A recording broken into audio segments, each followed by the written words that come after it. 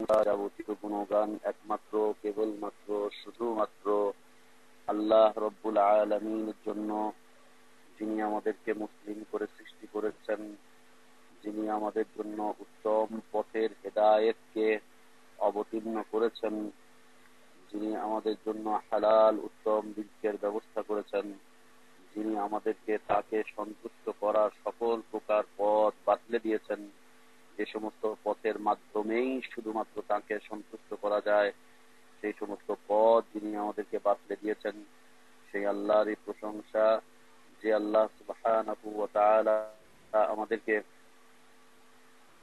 উত্তম পথের দিকে আহ্বান জানিয়েছেন। আলহামদুলিল্লাহ, অসংখ্য অগণিত সালাত ও সালাম আমাদের প্রিয় নবী, প্রিয় রসুল, প্রিয় ইমাম, প্রিয় আদর্শ ব্যক্তিত্ব, একমাত্র আদর্শ ব্যক্তিত্ব মুহাম্মদুর রাসূলুল্লাহ সাল্লাল্লাহু আলাইহি ওয়াসাল্লামের প্রতি। আল্লাহ সুবহানাহু ওয়া তাআলা যাকে কল্যাণের আধার করে বিশ্ব মানবতার জন্য মুক্তির দূত করে পাঠিয়েছিলেন, যার আদর্শের বাস্তবায়নের মাধ্যমেই রয়েছে মানুষের ইহকালীন কল্যাণ এবং পরকালীন মুক্তি, সেই আদর্শ দায়ী, আদর্শ ইমাম, আদর্শ নবী, আদর্শ রসুল, আদর্শ ব্যক্তিত্বের প্রতি সালাত ও সালাম। আল্লাহুম্মা সাল্লি আলা মুহাম্মদ ওয়া আলা আলি মুহাম্মদ কামা সাল্লাইতা আলা ইব্রাহিম ওয়া আলা আলি ইব্রাহিম ইন্নাকা হামিদুম মাজিদ। আল্লাহুম্মা বারিক আলা মুহাম্মদ وعلى آل محمد كما باركت على إبراهيم وعلى آل إبراهيم إنك حميد مجيد। সম্মানিত উপস্থিতি, আমাদের আজকের আলোচনার বিষয়বস্তু, আল্লাহর রাস্তায় যদি কেউ কোনো কিছু চায়, আল্লাহর রাস্তায় যদি কেউ কোনো কিছু চায়, আল্লাহর নামের উসিলায় যদি কেউ কোনো কিছু চায়, আল্লাহর নামের উসিলায় যদি কেউ কোনো কিছু চায়, আল্লাহর ওয়াস্তে যদি কেউ কোনো কিছু চায়, তবে তাকে বিমুখ না করা, এটা হচ্ছে তাওহীদের পূর্ণতার একটি দাবি। তাওহীদের পূর্ণতার একটি দাবি হচ্ছে আল্লাহর ওসিলা দিয়ে, আল্লাহর সন্তুষ্টির ওসিলা দিয়ে, আল্লাহর সন্তুষ্টির ওসিলা দিয়ে, আল্লাহর উত্তম এবং উত্তম নাম এবং গুণাবলীর ওসিলা দিয়ে যদি কারো কাছে কিছু চাওয়া হয়, তাহলে তাকে বিমুখ না করা, এটা হচ্ছে তাওহীদের পূর্ণতার একটি দাবি।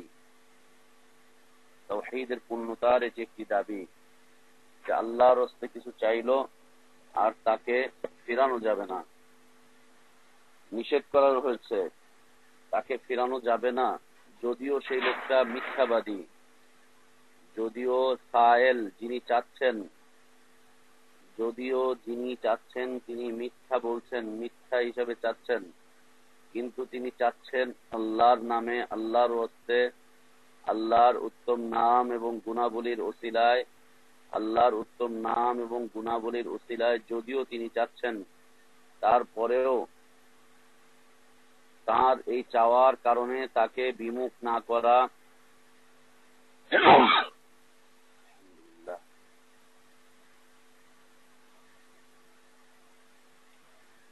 তাকে বিমুখ না করা, তাকে ফিরিয়ে না দেওয়া, এটা হচ্ছে তাওহীদের দাবি। তাওহীদের দাবি মুমিনের কাছে এমনটি হতেই পারে না, কোন মুমিন বান্দার কাছে কেউ এসে কিছু চাইবে, বলবে আমাকে আল্লাহর রাস্তায় দান করেন, আল্লাহর রাস্তায় আমাকে কিছু খাদ্য দেন, আল্লাহর রাস্তায় আমার এই উপকারটুকু করেন। এই অবস্থায় যদি সামর্থ্য থাকে, তাহলে ফিরিয়ে না দেওয়াটাই হচ্ছে ঈমানের দাবি, ফিরিয়ে না দেওয়াটাই হচ্ছে ঈমানের দাবি। ঈমানের দাবি এটাই। কেন? কারণ হচ্ছে আল্লাহর নামে যখন চাওয়া হয় আর যদি তাকে ফিরিয়ে দেওয়া হয়, তাহলে আল্লাহর নামকে অসম্মান করা হলো, আল্লাহর নামকে অসম্মান করা হলো। আল্লাহর নামের সম্মান রক্ষার্থে যে ব্যক্তি চাচ্ছে, যে ব্যক্তি সোয়াল করছে, যে নিজের অভাব অনটনের কথা বলছে, যে খাদ্য চাচ্ছে, আল্লাহর সম্মানার্থেই তাকে ফেরানো যাবে না, আল্লাহর সম্মানার্থে। এটা ঈমানের পূর্ণতা, এটা ঈমানের একটি দাবি, এটা তাওহীদের একটি দাবি, এটা আল্লাহর আসমা ও সিফাতের একটি দাবি। আমরা আল্লাহর গুণবাচক নাম, গুণবাচক কর্মকাণ্ড এ সম্পর্কিত আলোচনা শুনেছিলাম। সেক্ষেত্রে আমাদের আলোচনা কিছুটা সীমাবদ্ধ ছিল যে আল্লাহর গুণবাচক নাম, গুণবাচক নামের অর্থ, অর্থের কর্মকাণ্ড, গুণবাচক কর্মকাণ্ড তার অর্থ, এই বিষয়গুলোর আলোচনা ছিল একদিকে। আজকে সেই বিষয়টির প্রতি সম্মান, আল্লাহর নাম এবং গুণাবলীর প্রতি সম্মান। আল্লাহর নাম এবং গুণাবলীর সম্মানের অসংখ্য দিক রয়েছে, অনেকগুলো দিক রয়েছে। তার মধ্যে হতে একটি দিক হচ্ছে যে এই নাম এবং গুণাবলী নিয়ে কেউ যদি কারো কাছে কোনো কিছু চায় তাহলে তাকে ফিরিয়ে দেওয়া যাবে না, অবশ্যই সেই চাওয়াটি হালাল হতে হবে। কেউ আল্লাহর নামে এক বোতল মদ চাইলো পান করার জন্য, জি না, দেওয়া যাবে না। কোন যুবক আল্লাহর নামে কোন যুবতীর কাছে প্রেম ভিক্ষা চাইলো, জি না, দেওয়া যাবে না। কেউ অশ্লীল কাজ করতে চাইলো অথচ আল্লাহর নাম ভাঙিয়ে, জি না, তা করা যাবে না। আল্লাহর নামে কেউ হারাম খেতে চাইলো, জি না, তা দেওয়া যাবে না। আল্লাহর নামে আল্লাহর হস্তে কেউ সুদ চাইলো, জি না, তা করা যাবে না। এগুলো নয়, অবশ্যই হালাল পথ হতে হবে, হালাল পদ্ধতি হতে হবে, হালাল চাওয়া হতে হবে, হালাল বিষয়বস্তু হতে হবে। হালাল বিষয়বস্তু যেমন রাস্তা দিয়ে হেঁটে যাচ্ছি, ক্ষুধার্ত একজন মানুষ এসে চাচ্ছে আল্লাহর হস্তে আমাকে একটু ভাত খাওয়ান, বিষয়টি হালাল, তার চাওয়াটাও হালাল। আপনারও সাধ্যে রয়েছে, আমারও সাধ্যে রয়েছে, তখন সেটি দিতে হবে। যার কাছে চাওয়া হচ্ছে তার অবস্থা হচ্ছে তিনটি। এক নম্বর অবস্থান হচ্ছে যে তার সাধ্য রয়েছে, তার সাধ্য রয়েছে এবং তার অতিরিক্তও রয়েছে। যেমন আপনার কাছে চাওয়া হচ্ছে দুপুরে এক বেলা ভাত খেতে চাই আল্লাহর হস্তে, আপনি তাকে দিতে পারেন, সে আল্লাহর হস্তে চাচ্ছে, আপনি তাকে দিতে পারেন, আপনার কাছে অতিরিক্ত আছে তখন আপনি তাকে দিতে পারেন, ক্ষমতা রয়েছে এবং অতিরিক্তও কিছু খাবার রয়েছে, তখন তাকে ফিরিয়ে দেওয়া হারাম, একদম ফিরানো যাবে না, একদম ফিরানো যাবে না। কুরআনুল কারীম আল্লাহ সুবহানাহু ওয়া তাআলা এই বিষয়ে তিনি বর্ণনা করেছেন যে কিয়ামতের দিন সাকার নামক জাহান্নামে যারা থাকবে তাদেরকে জিজ্ঞাসা করা হবে যে কোন কাজটি তোমাদেরকে এই সাকার নামক জাহান্নামে নিয়ে আসলো। মা সালাকাকুম ফি সাকার ক্বালু লাম নাকু মিনাল মুসাল্লিন ওয়া লাম নাকু নুতঈমুল মিসকিন ওয়া কুননা নাখুদু মাআল খাইদিন ওয়া কুননা নুকাযযিবু বিয়াউমিদ্দিন হাত্তা আতানাল ইয়াকিন ওয়া মা তানফাউহুম শাফাআতুশ শাফিঈন। সূরা মুদ্দাসসিরের একেবারে শেষের দিকে আয়াতগুলো আল্লাহ সুবহানাহু ওয়া তাআলা বলছেন সাকার নামক জাহান্নামে যারা থাকবে তাদেরকে জিজ্ঞেস করবে, জান্নাতীরা তাদেরকে জিজ্ঞেস করবেন, যারা জান্নাতে যাবে তারা জিজ্ঞেস করবেন সাকার নামক জাহান্নামীদেরকে যে কি তোমাদেরকে এই পর্যন্ত নিয়ে আসলো, কোন কারণে তোমরা সাকার নামক এই ভয়াবহ জাহান্নামে এসে পতিত হলে। তখন তারা বলবে, উত্তর করবে, লাম নাকু মিনাল মুসাল্লিন, আমরা মুসল্লি ছিলাম না, আমরা সালাত আদায় করতাম না, আমরা সালাত পড়তাম না, সালাত কায়েম করতাম না, সালাত কায়েম করতাম না, সালাত আদায় করতাম না। ওয়ালাম নাকু নুতঈমুল মিসকিন, এবং মিসকিনদেরকে আমরা খাদ্য দান করতাম না, মিসকিনদেরকে আমরা খাদ্য দান করতাম না, ওদেরকে আমরা খাদ্য দিতাম না। ওরা চাইতো, আমরা তাদেরকে খাদ্য দিতাম না, ক্ষমতা থাকার পরেও তাদেরকে না দেওয়া সাকার নামক জাহান্নামে যাওয়ার একটি কারণ, সাকার নামক জাহান্নামে যাওয়ার একটি কারণ, যে কারো সাধ্যে থাকলে কেউ যদি খাদ্য চায় তাহলে তাকে ফেরত দিয়ে দেওয়া। দ্বিতীয় বিষয় হচ্ছে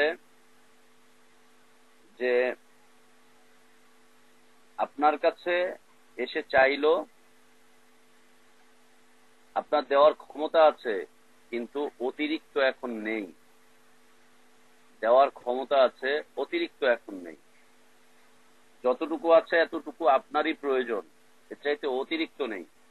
এই অবস্থায় তাকে এখান থেকে ভাগ করে দেওয়াটা হচ্ছে উত্তম, কল্যাণকর। এটি হচ্ছে মুস্তাহাব, এটি মুস্তাহাব। আল্লাহ রসুল সাল্লাল্লাহু আলাইহি ওয়াসাল্লাম এটি করতেন। যখন তার কাছে অতিরিক্ত থাকতো, অতিরিক্ত পুরোটাই তিনি বিলিয়ে দিতেন। অতিরিক্ত যখন না থাকতো, তার প্রয়োজনীয় বিষয়বস্তুগুলো থাকতো, তারই দরকার। কেউ এসে কোনো কিছু চাচ্ছে, তখন তিনি ওখান থেকে ভাগ করে দিতেন, ভাগ করে দিয়ে দিতেন। এটা আল্লাহ রাসূল সাল্লাল্লাহু আলাইহি ওয়াসাল্লামের জীবনের একটি সুন্নাত ছিল এবং সাহাবীরা এই আদর্শটিকে গ্রহণ করেছিলেন। আল্লাহ সুবহানাহু ওয়া তাআলা এটিকে প্রশংসা করেছেন। সূরা হাশরের 7 নম্বর আয়াতে এর প্রশংসা করেছেন যে মুহাজিররা যখন মক্কা থেকে হিজরত করে মদিনায় চলে আসলেন, আসার পরে মদিনার আনসাররা তাদেরকে তাদের সবকিছুতে অর্ধেক অর্ধেক অর্ধেক অর্ধেক করে ভাগ করে দিয়ে দেওয়া শুরু করেছেন। যার তেমন কিছু ছিল না ভাগ করে দেওয়ার মতো, তারা তাদের বাড়ি থেকে নিজেদের খাবার থেকে অর্ধেক নিয়ে চলে এসেছেন, অথচ ওই খাবারটুকু তারই প্রয়োজন, তারই পরিবারের প্রয়োজন, সেখান থেকে অর্ধেক ভাগ করে নিয়ে চলে আসতেন মুসলিমদের জন্য, এনে ভাগাভাগি করে দিতেন। আল্লাহ সুবহানাহু ওয়া তাআলা সূরা হাশরের 7 নম্বর আয়াতে তাদের বর্ণনা দিয়েছেন, ওয়ায়ুসিরুনা আলা আনফুসিহিম ওয়ালাউ কানা বিহিম খাসাসা। আল্লাহু আকবার। এটি প্রশংসনীয়, এটি মুস্তাহাব, অতিরিক্ত নেই। প্রথম বিষয় হচ্ছে ক্ষমতাও আছে, অতিরিক্তও আছে। দ্বিতীয় বিষয় আছে ক্ষমতা আছে কিন্তু অতিরিক্ত নেই, যতটুকু আছে ততটুকু তারই প্রয়োজন। সেখান থেকে যদি কেউ ভাগ করে আল্লাহর রাস্তায় বিলিয়ে দেয়, সেখান থেকে যদি কেউ ভাগ করে মানুষ চাইতে এসেছে তার প্রয়োজনটুকু মিটায়, এটি হচ্ছে সুন্নাত, এটি হচ্ছে উত্তম পন্থা। এটি নবী রাসূলরা করেছেন, এটি সাহাবীরা করেছেন। যুগ যুগ ধরে মুসলিমদের এটি একটি আদর্শ হওয়া উচিত। 3 নম্বর বিষয় হচ্ছে যে চাইতে এসেছে আল্লাহর নামে, ক্ষমতাও নেই, অতিরিক্তও কিছু নেই। ক্ষমতাও নেই, অতিরিক্তও কিছু নেই। আপনার কাছে চাইতে এসেছে, আপনার কোনো ক্ষমতাই নেই দেওয়ার মতো, কিছুই নেই। আর অতিরিক্ত তো নেই, কোনো ক্ষমতাও নেই দেওয়ার মতো। যেমন ফকিরের কাছে গিয়ে যদি কেউ ভিক্ষা চায়, অবশ্য বাংলাদেশের ফকিররা এখন ফকির না, বাংলাদেশের ফকিররা অনেক অনেক পয়সার মালিক, ব্যাংকে তাদের অ্যাকাউন্ট থাকে, লক্ষ লক্ষ টাকা জমা থাকে। ফকিরদের এখন বাংলাদেশে ইনকাম অনেক বেশি, 500 টাকার নিচে তাদের ইনকামই হয় না। এবং প্রতিদিন ফকির ভাড়া করা হয়। মিরপুর 1 নম্বরে একটা এলাকা আছে ফকির পাড়া, ওইখানে প্রতিদিন ফকিরদেরকে ভাড়া করে নিয়ে যাওয়া হয় তাদের শ্রমের জন্য। ওই যে ফকিররা যে সমস্ত ট্রলিতে ঘুরে, ট্রলি গুলো যারা চালায়, রাত পিছন থেকে ধাক্কা দেয়, ওদের প্রতিদিনকার পারিশ্রমিক হচ্ছে 220 টাকা, 200 টাকা এরকম। ফকির ভাড়া হয়, ফকিরদের ট্রলি ভাড়া হয়, সবকিছু হয়, ফকির সমিতি আছে। তো যাই হোক, যেমন ফকিরের কাছে ভিক্ষা চাওয়া, ওরই নেই, ওই চেয়ে বেড়াচ্ছে, ওরই কোনো কর্তৃত্ব নেই। সত্যিকার অর্থে মিসকিন তিনি, সত্যিকার অর্থে মিসকিন। প্রচলিত এই সমস্ত ফকির মিসকিন নয়, সত্যিকার অর্থে যিনি মিসকিন তার কাছে কিছু চাওয়া, সে দিতে পারবে না, সে দিতে পারবে না। এর ছোট্ট আরেকটি উদাহরণ দেওয়া যেতে পারে যে খাজা বাবার কাছে, গাজা বাবার কাছে, ল্যাংটা বাবার কাছে, হুজুর বাবার কাছে, পীর বাবার কাছে, ইমাম বাবার কাছে, হায়দার বাবার কাছে, চরমোনাই বাবার কাছে, শশিনার বাবার কাছে, আট্রসির বাবার কাছে, মাইজ ভান্ডারির বাবার কাছে, যে সমস্ত বিষয়গুলো মানুষ গিয়ে চাচ্ছে, ওদের কাছে গিয়ে চাচ্ছে। কি চায় তাদের কাছে? কেউ সন্তান চায়, কেউ রিজিক চায়, কেউ দৌলত চায়, কেউ শহরত চায়, কেউ ক্ষমতা চায়, কেউ সুস্থতা চায়, কেউ স্বামী চায়, কেউ সন্তান চায়, কেউ হায়াত চায়, কেউ এইটা চায়, কেউ ওইটা চায়। অথচ ওরা এগুলো দেওয়ার মালিক নয়, অথচ এগুলো দেওয়ার মালিক ওরা নয়, এগুলো ওরা দিতে পারবে না, এগুলো ওদের সাধ্যের মধ্যে নেই, ওর সাধ্যের মধ্যে নেই। ও কি করে দিবে এগুলো? ওর তো দেওয়ার ক্ষমতা নেই, ও কখনো দিতে পারবে না। ও যদি দিতে পারতো তাহলে ও মরতো না, ও দিতে পারলে ও ফকির হতো না।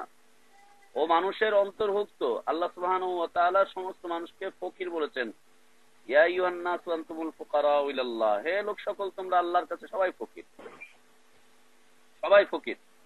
পীর ফকির, ইমাম ফকির, হুজুর ফকির, বাবা ফকির, প্রেসিডেন্ট ফকির, হ্যাঁ, ব্যাংকের গভর্নর সেও ফকির, ওয়ার্ল্ড ব্যাংকের গভর্নর সেও ফকির, সবাই ফকির আল্লাহর কাছে, সব আল্লাহর কাছে ফকির।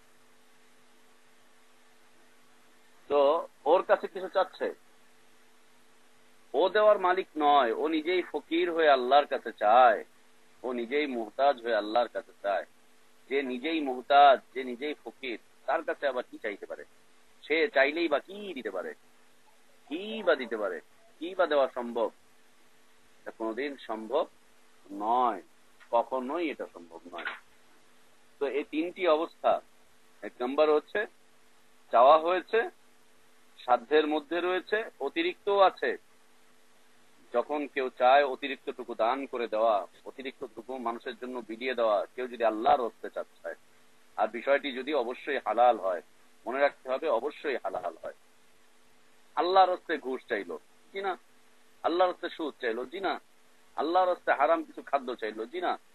আল্লাহর হস্তে কোনো হারাম পথে আপনার সহযোগিতা চাইলো, জি না। অসম্ভব কথা, দেওয়া যাবে না, দেওয়া যাবে না। কারণ ওখানে আল্লাহর হস্তে আল্লাহর নাম নিয়ে আল্লাহ অসম্মান করা হবে, আল্লাহকে আল্লাহ বিরোধী কাজ করা হবে, অসম্ভব কথা সেখানে দেওয়া যাবে। দ্বিতীয় বিষয় হচ্ছে আপনার সাধ্যের মধ্যে আছে কিন্তু অতিরিক্ত নেই, হচ্ছে উত্তম। প্রথম বিষয় হচ্ছে সাধ্য আছে, অতিরিক্ত আছে, এই অবস্থায় কেউ কাউকে ফিরিয়ে দিতে পারবে না, হারাম হয়ে যাবে, ফিরিয়ে দেওয়া যাবে না, ফিরিয়ে দেওয়া যাবে না। দ্বিতীয় বিষয় হচ্ছে সুন্নাত, মুস্তাহাব, উত্তম, নবী রাসূলদের চরিত্র এটি, সাহাবীদের চরিত্র এটি, যে অতিরিক্ত নেই, যতটুকু আছে ততটুকু তারই প্রয়োজন, তারপরেও সেখান থেকে সে আল্লাহর দিকে, আল্লাহকে সন্তুষ্ট করার জন্য বিলিয়ে দিবে, বিলিয়ে দিবে।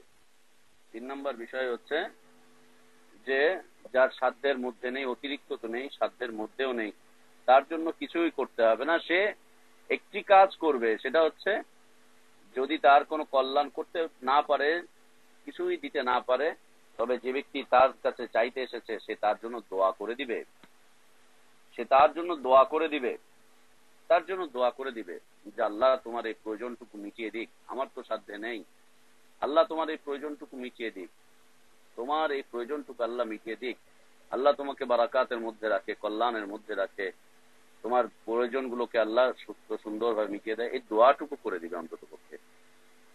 অন্তত পক্ষে দোয়াটুকু করে দিবে। এটা হচ্ছে তাওহীদের পূর্ণতার দাবি।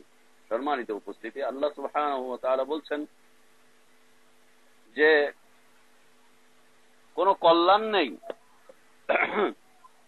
তিনি বলছেন যে কোনো কল্যাণ নেই, ভালো কাজ এটা নয়। লাইসাল বিররা আন তুওয়াল্লু উজুহাকুম কিবালাল মাশরিকি ওয়াল মাগরিব ওয়ালাকিন্নাল বিররা মান আমানা বিল্লাহি ওয়াল ইয়াউমিল আখির ওয়াল মালাইকা ولكن البر من آمن بالله واليوم الآخر والملائكة والكتاب والنبيين وآتى المال على حبه ذوي القربى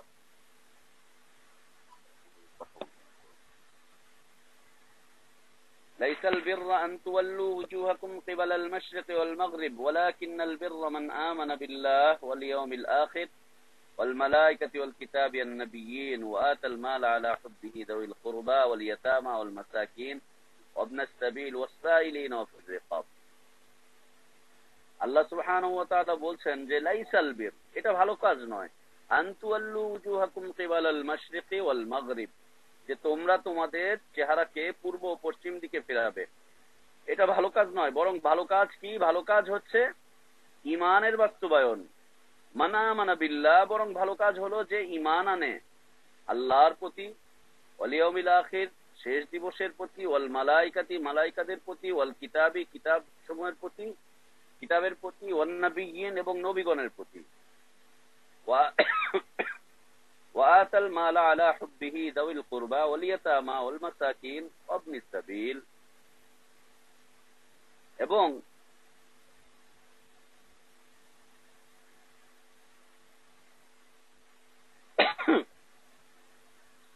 এবং যে ব্যক্তি সম্পদ প্রদান করে, যে ব্যক্তি ঈমানের বাস্তবায়ন করে, পরিপূর্ণভাবে যে ব্যক্তি মুমিন হয়, আল্লাহর প্রতি পূর্ণ ঈমান রাখে, কিতাবের প্রতি পূর্ণ ঈমান রাখে, নবীগণের প্রতি পূর্ণ ঈমান রাখে, আখিরাতের প্রতি পূর্ণ ঈমান রাখে, পরিপূর্ণভাবে যে ব্যক্তি মুমিন হয়, তার আরো ভালো কাজ হচ্ছে যে সম্পদের প্রতি আসক্তি থাকা সত্ত্বেও এমন একটা সম্পদ 5,000 টাকা এখন রয়েছে, এই সম্পদটা আপনারই খুব গুরুত্বপূর্ণ বিষয়, এটা জমা করে রাখতে ইচ্ছা করছে, এর প্রতি একটি ভালোবাসা রয়েছে, এর প্রতি আসক্তি রয়েছে। আসক্তি থাকা সত্ত্বেও সেইগুলোকে, সেই সম্পদকে সে দান করবে। আসক্তি থাকা সত্ত্বেও এই সম্পত্তিকে সে দান করবে নিকটাত্মীয়দের কাছে। নিকটাত্মীয়রা এসে চাইলো তখন এই অতিরিক্ত সম্পদটুকু সে দান করবে। এতিমকে দান করবে, অসহায়কে দান করবে, মুসাফিরকে দান করবে, এবং প্রার্থনাকারীকে সে দান করবে। যে ব্যক্তি এসে চাইলো তাকে দান করবে, বন্দি মুক্তিতে সে দান করবে। কোন ব্যক্তি বন্দি অবস্থায় রয়েছে, জেলে আবদ্ধ রয়েছে, জালেম তাকে আবদ্ধ করে রেখেছে, অথবা তার স্বীয় অপরাধের কারণে সে কারারুদ্ধ রয়েছে, এই কারারুদ্ধ অবস্থা থেকে তাকে মুক্তিপণ দিয়ে যদি কেউ মুক্ত করতে পারে, এগুলো হচ্ছে ভালো কাজ। অথচ সেই সম্পদটুকুর প্রতি আসক্তি রয়েছে আপনার আমার। এই সম্পদটা আমার দরকার, আমার সন্তানের জন্য রেখে যাব, এটা দিয়ে আমি বাড়ি করব, এটা দিয়ে আমি গাড়ি কিনবো, ওটা দিয়ে আমি এই কাজে লাগাবো, এই কাজ করব। আসক্তি থাকার পরেও সে দান করবে এতিমদের জন্য, দান করবে সে মিসকিনদের জন্য, দান করবে সে মুসাফিরদের জন্য, দান করবে সে বন্দীদেরকে, অসহায় বন্দীদেরকে মুক্ত করার জন্য, অসহায় বন্দীদেরকে মুক্ত করার জন্য। এগুলো হচ্ছে ভালো কাজ, ভালো কাজের অন্তর্ভুক্ত। এগুলো হচ্ছে ভালো কাজের অন্তর্ভুক্ত। এবং আরো ভালো কাজ হচ্ছে সালাত প্রতিষ্ঠা করবে, যাকাত আদায় করবে, অঙ্গীকার পূর্ণ করবে। এই সমস্ত কাজগুলো কখন করবে? আস-সাবিরিনা ফিল বাসাই ওয়াদ-দাররাই ওয়া হিনাল বাস। এবং তারা ধৈর্য ধারণ করবে, ধৈর্যের সাথে এই সমস্ত কাজগুলো করবে, ধৈর্য ধারণ করবে, ধৈর্য ধারণ করবে কষ্ট এবং দুর্দশায়, ধৈর্য ধারণ করবে কষ্ট এবং দুর্দশায়, যে অবস্থায় থাকে না কেন সেই অবস্থায় তারা ধৈর্য ধারণ করবে। আল্লাহ সুবহানাহু ওয়া তাআলা তাদেরকে সত্যবাদী বলছেন এবং তাদেরকে মুত্তাকিন হিসেবে আল্লাহ তাআলা আখ্যায়িত করছেন, যে এরাই হচ্ছে সত্যবাদী, এরাই হচ্ছে সত্যবাদী যারা ঈমানের বাস্তবায়ন করে, পূর্ণ ঈমান আনয়ন করে, পরিপূর্ণভাবে ঈমানের দাবিগুলোকে বাস্তবায়ন করে, যারা মিসকিনদেরকে দান করে, এতিমদেরকে দান করে, অসহায়দেরকে দান করে, এদেরকে যারা দিতে থাকে এই সম্পদের প্রতি আসক্তি থাকার পরেও, এরা হচ্ছে মুত্তাকি, এরা হচ্ছে সত্যবাদী।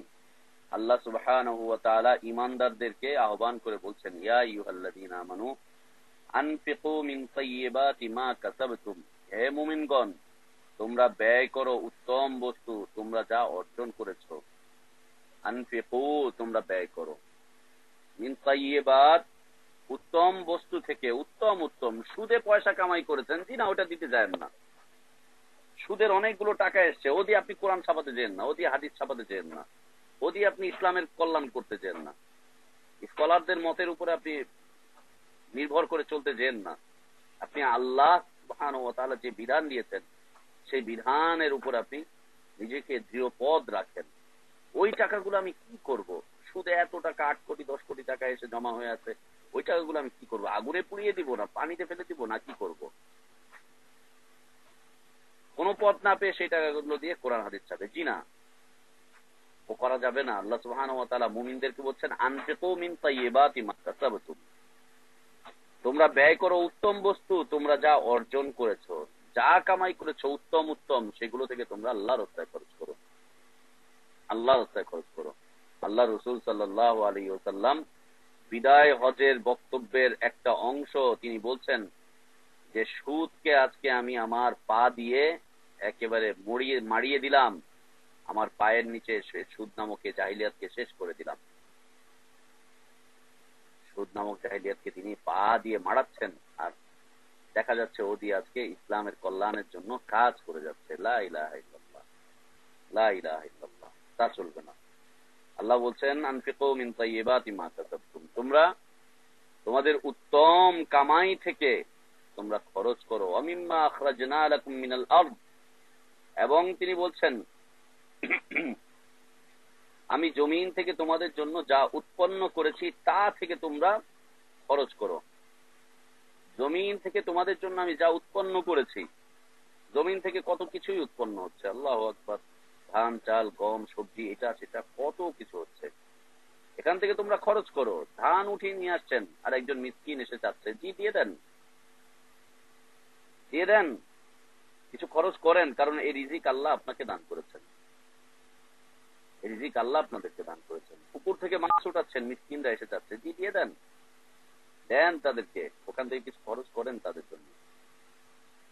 গাছে প্রচুর ফল হয়েছে, কিছু মিসকিন রয়েছে যারা খেতে পারে না, ওইদিকে তাকিয়ে থাকে, জি তাদেরকে দেন।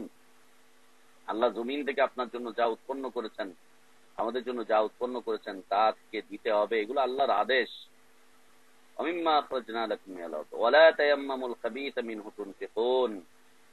এবং আল্লাহ বলছেন তা থেকে এবং নিকৃষ্ট বস্তুর ইচ্ছা করো না, নিকৃষ্ট বস্তুর ইচ্ছা করো না, নিকৃষ্ট বস্তুর ইচ্ছা করো না যে তা থেকে তোমরা ব্যয় করবে। সুদের পয়সা, ঘুষের পয়সা, জুয়ার পয়সা, মানুষের উপরে জুলুমের পয়সা, চাঁদাবাজির পয়সা, না এগুলো দিয়ে তোমরা ব্যবহার করার ইচ্ছা করো না, এগুলো থেকে তোমরা না, তোমার উত্তমটুকু দাও, কারণ ও হারাম, ওই হারাম থেকে তুমি কল্যাণকর কাজ করতে পারো না, এর কোনো প্রতিদানই দেওয়া হবে না, কোনো প্রতিদান দেওয়া হবে না, বিলকুল এর কোনো প্রতিদান পাবে না। হারাম থেকে যে যা করবে তার কোনোই প্রতিদান পাবে না, বরং আল্লাহর কাঠগড়া তাকে দাঁড়াতে হবে। এই আয়াত বলছে ওয়ালা তায়াম্মামুল খাবিসা মিনহু তুনফিকুন ওয়ালাস্তুম বিআখিযিহি ইল্লা আন তুগমিদু ফীহি ওয়া'লামু আন্নাল্লাহা গানিয়্যুন হামিদ। নিকৃষ্ট বস্তুর ইচ্ছা করো না যা থেকে তোমরা ব্যয় করবে, অথচ চোখ বন্ধ করা ছাড়া তোমরা তা গ্রহণ করো না। মানুষ যে সমস্ত নিকৃষ্ট বস্তুগুলো কামাই করে, এগুলো সে চোখ বন্ধ করে গ্রহণ করে। ঘুষখোরদেরকে দেখেন না কিভাবে ঘুষ নেয়, চতুর্দিকে তাকায়, এই করে সেই করে, চোখটাকে অবনমিত করে রাখে। আল্লাহ বলছেন যে যেগুলোকে তোমরা চোখ বন্ধ করে গ্রহণ করছো, চোখ বন্ধ করা ছাড়া যেগুলোকে গ্রহণ করো না, এই চোখ বন্ধ হচ্ছে লজ্জার চোখ, লজ্জার চোখ। তো সেইগুলোকে কিভাবে তোমরা আল্লাহর পথে ব্যবহার করবে? ওয়া'লামু আন্নাল্লাহা গানিয়্যুন হামিদ, জেনে রাখো নিশ্চয়ই আল্লাহ অভাব মুক্ত, আল্লাহ প্রশংসিত। আল্লাহ হচ্ছেন অভাব মুক্ত, আল্লাহর কোনো অভাব নেই, আল্লাহ হচ্ছেন প্রশংসিত। তুমি যাই করো না কেন আল্লাহই হচ্ছেন প্রশংসিত। আল্লাহ বলছেন আশ-শাইতানু ইয়াইদুকুমুল ফাকর ওয়া ইয়া'মুরুকুম বিল ফাহশা, শয়তান তোমাদেরকে দারিদ্রতার প্রতিশ্রুতি দেয়। আপনার এই সম্পদ আল্লাহর রাস্তায় খরচ করবেন, শয়তান বলবে তোমার তো শেষ হয়ে যাবে। জাকাত দিবেন, শয়তান বলবে তোমার তো শেষ হয়ে যাচ্ছে, তুমি এত টাকা জাকাত দিচ্ছ, শেষ হয়ে যাচ্ছে, অথচ এটা তোমার কামাই করা, তোমার কাছে অতিরিক্ত আছে, এটা দিয়ে দিচ্ছ। ই আল্লাহ, কি হচ্ছে তোমার? তুমি তো দারিদ্রতার মধ্যে পড়ে যাবে, দারিদ্রতার মধ্যে পড়ে যাবে। যেমন আজকে কত সুন্দর করে বলা হচ্ছে, যার সন্তান বেশি হবে সে দরিদ্র হয়ে যাবে, সন্তান বেশি হলে সে দরিদ্র হয়ে যায়, সন্তান বেশি হলে ফকির হয়ে যায়, পোলাপানকে লেখাপড়া করাতে পারবে না, খাওয়াতে পারবে না, এই পারবে না, সেই পারবে না, কত কিছু বলছে। দারিদ্রতার ভয় দেখায় শয়তান, শয়তানের কাজ হচ্ছে দারিদ্রতার ভয় দেখানো। ওয়া'মুরুকুম বিল ফাহশা, এবং সে অশ্লীল কাজের দিকে মানুষকে আহ্বান করে, আদেশ করে। আল্লাহু ইয়াইদুকুম মাগফিরাতাম মিনহু ওয়া ফাদলা, আর আল্লাহ তোমাদেরকে তার পক্ষ থেকে ক্ষমা এবং অনুগ্রহের প্রতিশ্রুতি দান করেন।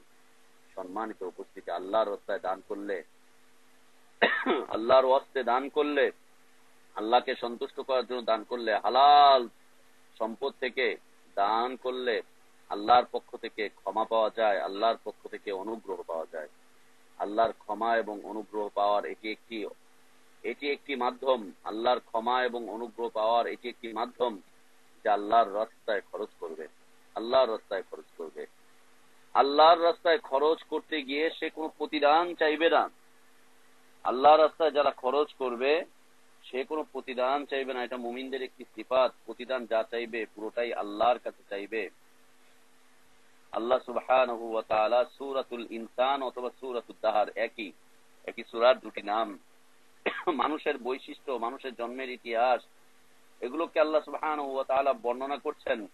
ওয়ায়ুতঈমুনা আত-তাআম আলা হুব্বিহি মিসকিনান ওয়া ইয়াতীমান ওয়া আসীরা, মুমিনদের গুণ যে জান্নাতে কারা থাকবে, জান্নাতে কারা থাকবে, জান্নাতীদেরকে কি কি আল্লাহ তাআলা দান করবেন, এই জান্নাতে যারা থাকবে তাদের গুণাগুণটা কেমন হবে? তারা মান্যত পূর্ণ করবে, তারা মান্যত পূর্ণ করবে। মুমিনরা যারা জান্নাতে থাকবে তারা মান্যত পূর্ণ করবে, আল্লাহর নামে যে সমস্ত মান্যত করে মান্যত গুলোকে পূর্ণ করবে, এবং কিয়ামত দিবসকে তারা ভয় করবে। ওয়ায়ুতাইমুনা আত-তাআম আলা হুব্বিহি মিসকিনাও ওয়া ইয়াতীমান ওয়া আসীরা, তারা তাদের খাদ্যের প্রতি আসক্তি থাকা সত্ত্বেও মিসকিন, এতিম এবং বন্দীদেরকে খাদ্য দান করবে।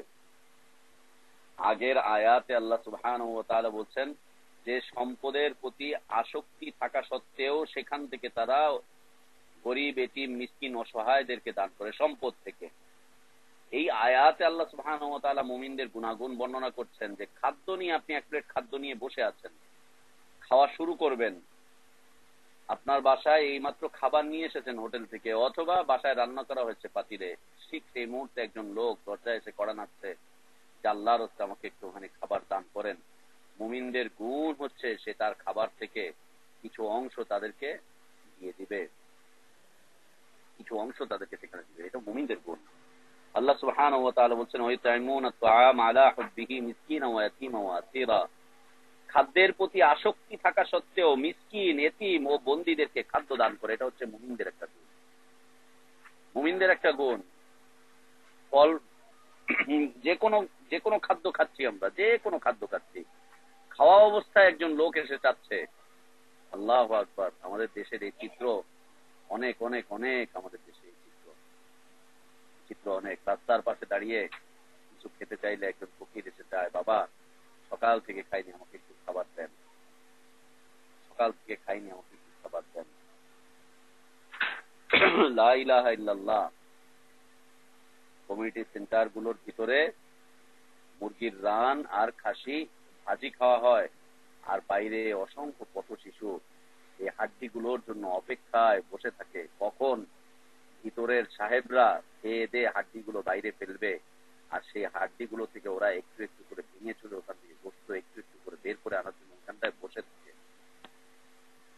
আমাদের দেশের প্রত্যেকটা কমিউনিটি সেন্টারে এই চিত্র আপনারা দেখতে পাবেন।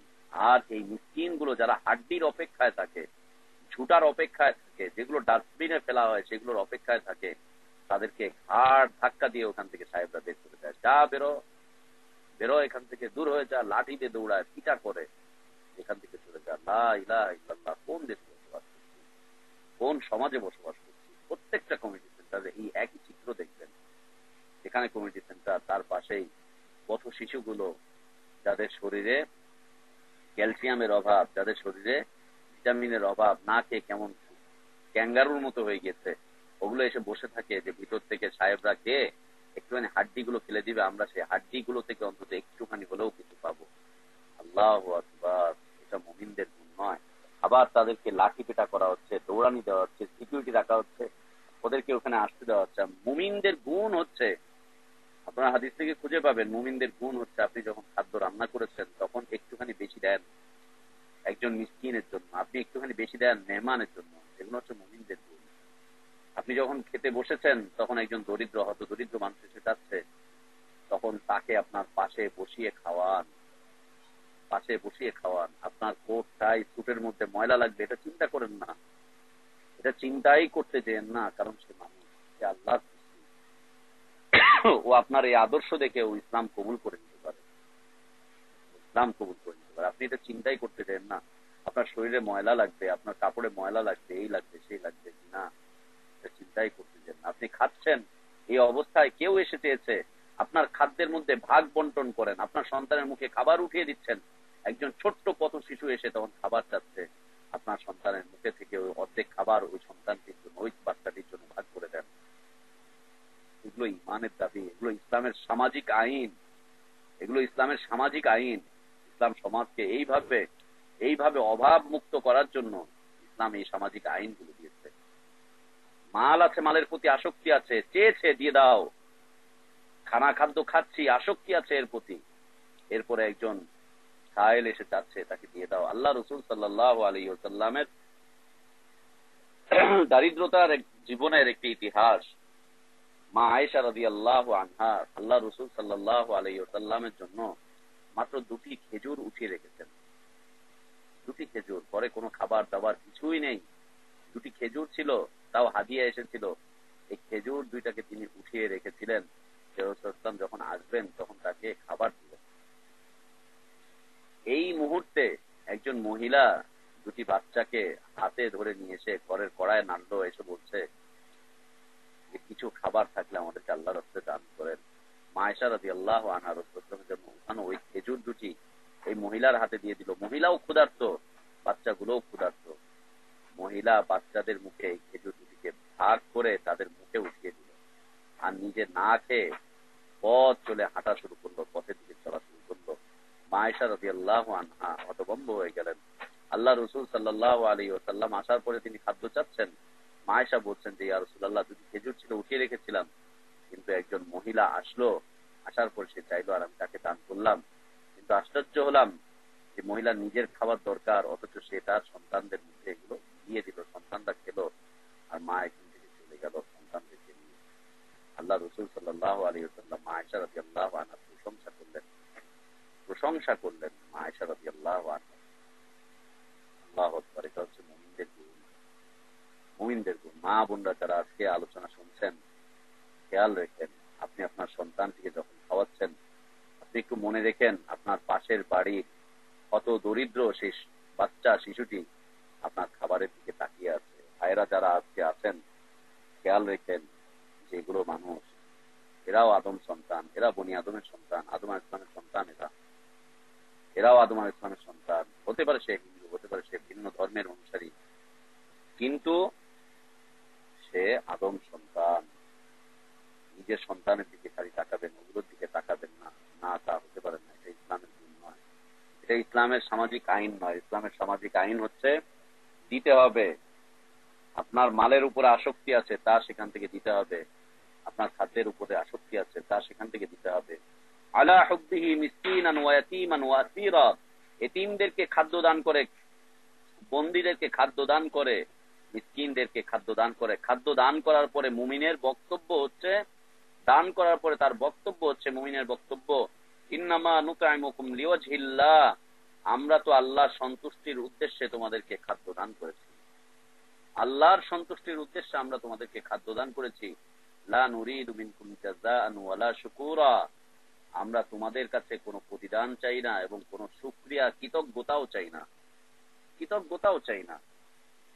তোমাদেরকে আমি এই উপকারটুকু করেছি, এই মালটুকু দান করেছি, তোমাদেরকে এই খাদ্যটুকু দান করেছি শুধু আল্লাহকে সন্তুষ্ট করার জন্য। আল্লাহর এই আইনটুকুকে মেনেছি শুধু আল্লাহকে সন্তুষ্ট করার জন্য। এর বিনিময়ে, এর প্রতিদান তোমাদের কাছে আমরা চাই না। এবং তোমরা আমাদের কৃতজ্ঞতা স্বীকার করো, আমার কৃতজ্ঞ হও, আমার কৃতজ্ঞতা স্বীকার করো, এইটাও আমি চাই না, এটাও আমি চাই না। আল্লাহু আকবার। আমাদের সমাজে কিছু সংখ্যক মানুষের কথাবার্তা আছে, ওর এত উপকার করলাম, আমাকে কৃতজ্ঞতাও স্বীকার করলো না, অকৃতজ্ঞ এলো। জি না, কৃতজ্ঞতা স্বীকার করতে হবে, কৃতজ্ঞতা স্বীকার করতে হবে। কিন্তু কোন ব্যক্তি আপনার কৃতজ্ঞতা স্বীকার করেননি, আপনি সেটা বলতেও পারবেন না। আল্লাহ রাসূল সাল্লাল্লাহু আলাইহি ওয়াসাল্লাম বলছেন, মান লাম ইয়াশকুরিন নাস লাম ইয়াশকুরিল্লাহ, যে মানুষের শুকরিয়া করে না, সে আল্লাহর শুকরিয়া আদায় করতে পারে না। কৃতজ্ঞতা আপনার স্বীকার করতে হবে। আপনি আমার উপকার করেছেন, এটা আমার স্বীকার করতে হবে, আমার উপরে এটা হচ্ছে ওয়াজিব। আমি কৃতজ্ঞতা স্বীকার করব, কিন্তু আমি যদি স্বীকার না করি, আপনি আবার বলতেও পারবেন না। বলাটা হচ্ছে হারাম, আপনি বলতে পারবেন না। যদি আপনি বলে ফেলেন, আপনি প্রতিদান পাবেন না, কোনো প্রতিদান পাবেন না। কৃতজ্ঞতা স্বীকার করা, শুকরিয়া আদায় করা আমার উপরে হচ্ছে ফরজ, আমার উপরে ওয়াজিব। আমি কৃতজ্ঞতা স্বীকার করব না, আমি যদি না করি আমি অপরাধী হব। আর আপনি যদি মানুষের কাছে বলে বেড়ান যে লোকটা কৃতজ্ঞতাই স্বীকার করলো না, শুকরিয়া আদায় করলো না, এই করলো না, সেই করলো না, আপনি গুনাহগার হয়ে যাবেন। এটা মুমিনদের গুণ নয়। মুমিনদের গুণ হচ্ছে ইন্নামা নুতঈমুকুম লিওয়াজহিল্লাহ লা নুরিদু মিনকুম জাযাআন ওয়ালা শুকুরা, আমরা তোমাদেরকে আল্লাহর ওয়াস্তেই, আল্লাহর সন্তুষ্টির জন্যই, শুধুমাত্র আল্লাহর সন্তুষ্টির জন্য আমরা তোমাদেরকে খাদ্য দান করেছি, খাইয়েছি, তোমাদেরকে সাদাকা করেছি, তোমাদেরকে দান করেছি, তোমাদেরকে এই উপকার করেছি। লা নুরিদু মিনকুম জাযাআ, তোমাদের থেকে আমরা এর কোনো প্রতিদান চাই না, তোমরা আমাদেরকে প্রতিদান দিতেও পারবে না, তোমাদের থেকে কোনো প্রতিদান চাই না। ওয়ালা শুকুরা, এবং কোনো কৃতজ্ঞতাও তোমাদের কাছে আমরা আশা করছি। এগুলো হচ্ছে মুমিনদের গুণাগুণ। সম্মানিত উপস্থিতি, আল্লাহ রাসূল সাল্লাল্লাহু আলাইহি ওয়াসাল্লাম থেকে ইবনে উমর রাদিয়াল্লাহু আনহু বর্ণনা করছেন, তিনি বলছেন যে রাসূল সাল্লাল্লাহু আলাইহি ওয়াসাল্লাম বলেছেন, মান সাআলা বিল্লাহ ফাআতুহু, যে ব্যক্তি আল্লাহর ওয়াস্তে যে ব্যক্তি আল্লাহর ওয়াস্তে কোনো কিছু চায়, যে ব্যক্তি আল্লাহর ওয়াস্তে চায় তাকে তুমি তা দাও। আল্লাহর ওয়াস্তে যে ব্যক্তি চায় তাকে তুমি দাও। রাসূল সাল্লাল্লাহু আলাইহি ওয়াসাল্লাম বলছেন আল্লাহর ওয়াস্তে যে ব্যক্তি চায় তাকে তুমি দাও, তাকে ফিরিয়ে দিও না। ওমান ইসতাআযা বিল্লাহ ফাআইদুহু, এবং যে ব্যক্তি আল্লাহর ওয়াস্তে আশ্রয় প্রার্থনা করে তাকে তুমি আশ্রয় দাও। আল্লাহর ওয়াস্তে যে ব্যক্তি আশ্রয় প্রার্থনা করে, আশ্রয় চায়, আল্লাহর ওয়াস্তে আশ্রয় চায়, হারাম আশ্রয় নয়।